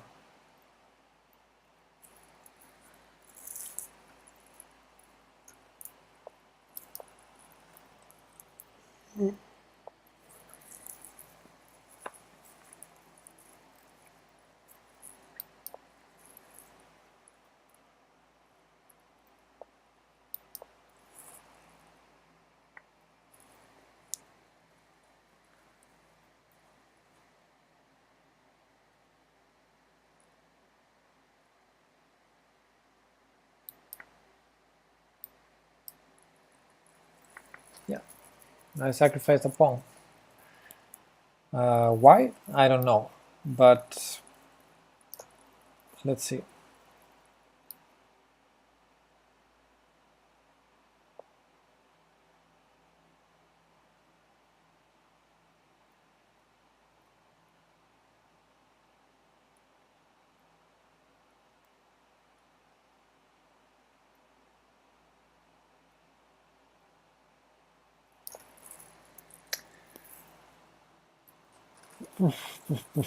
Okay, it's just a pawn down, just a pawn down. I have the bishop pair. It's not the end of the world. Let's try to do better than the previous game. Oh, now he has bishop g5. Yeah, I thought it was good for me before castling, but now that he castled, bishop g5 was okay.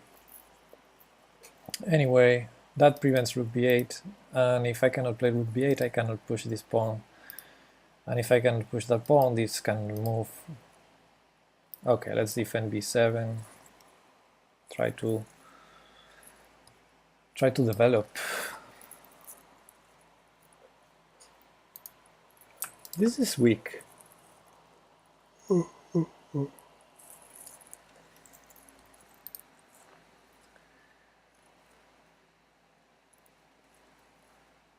So my strategy is to keep the game alive until the time travel, and in the time travel I might be able to get something. Okay, let's prevent knight b5, and if knight c4, I'm gonna play... Oh, that was unexpected.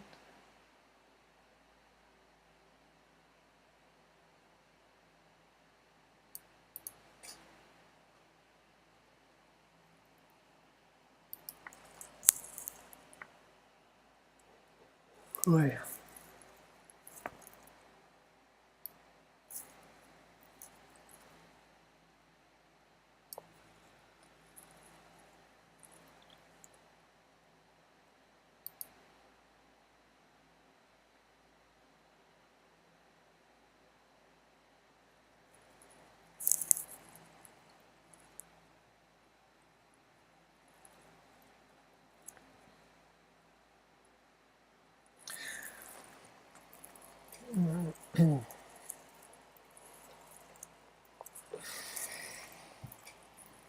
Wow, risky business there.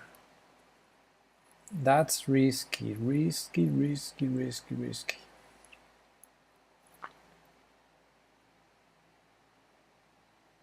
I love it. It's so risky that I love it. Let's go with the rook. Now I don't mind the b7 pawn, the a6 pawn, I don't mind those.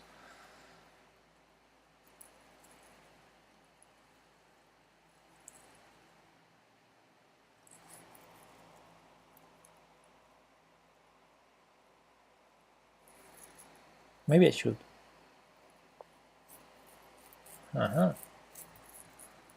What is that about? Well, for the moment I can go here, right?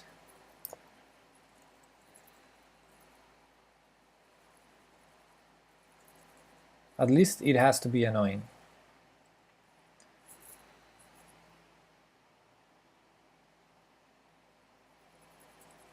Yeah, h3 was so risky. h3 was so risky business. Okay, what now? Let's say queen here. We force g3 probably.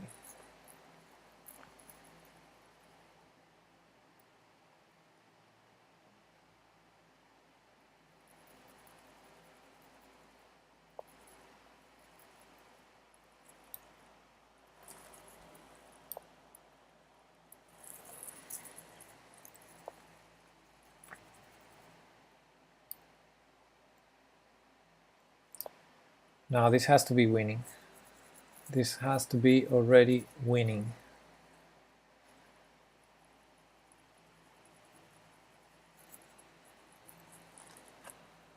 The power of the bishop pair.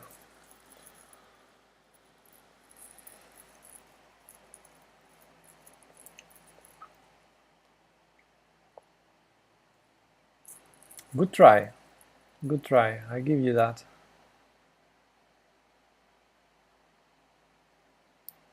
Let's go back here for a second.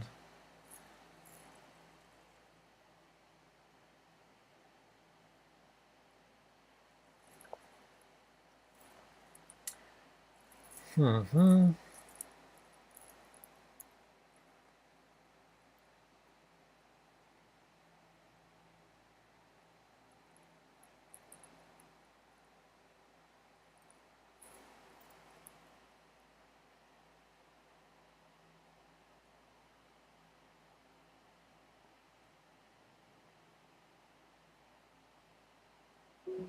Where's the wing? Okay, let's repeat once. And now let's go here. I'm threatening that h3 pawn finally, right? And now time travel. Time travel.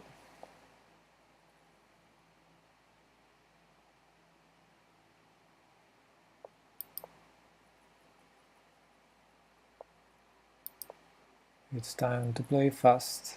It's time to play fast. He's playing good chess. He's playing really good moves.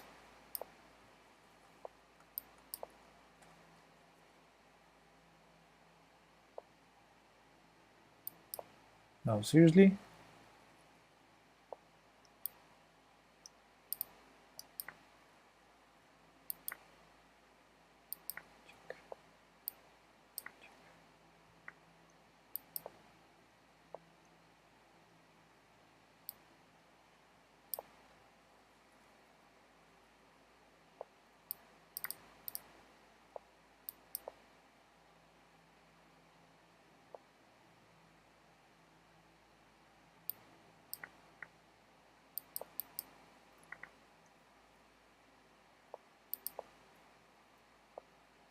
I cannot believe I'm losing.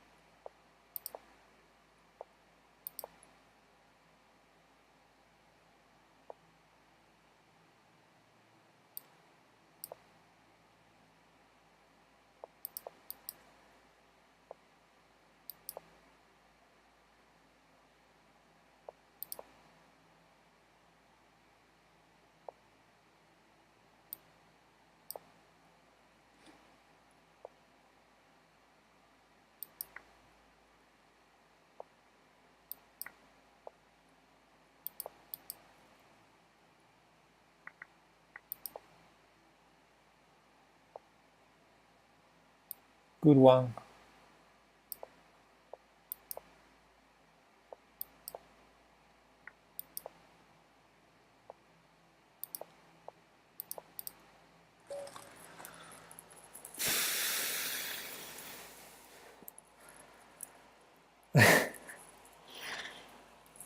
Okay, not so GM.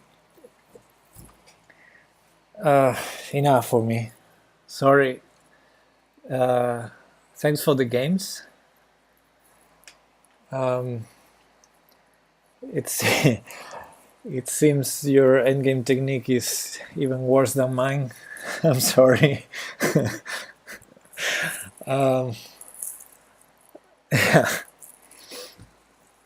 Okay. I'm too tired. And thanks for the games, and hopefully next time we can play more decent. Yeah, I gotta go also. It's 1:30 a.m. here, and yeah, I really need to sleep. But thanks for the games, buddy. So okay, thank you for being there, guys. I'll see you tomorrow.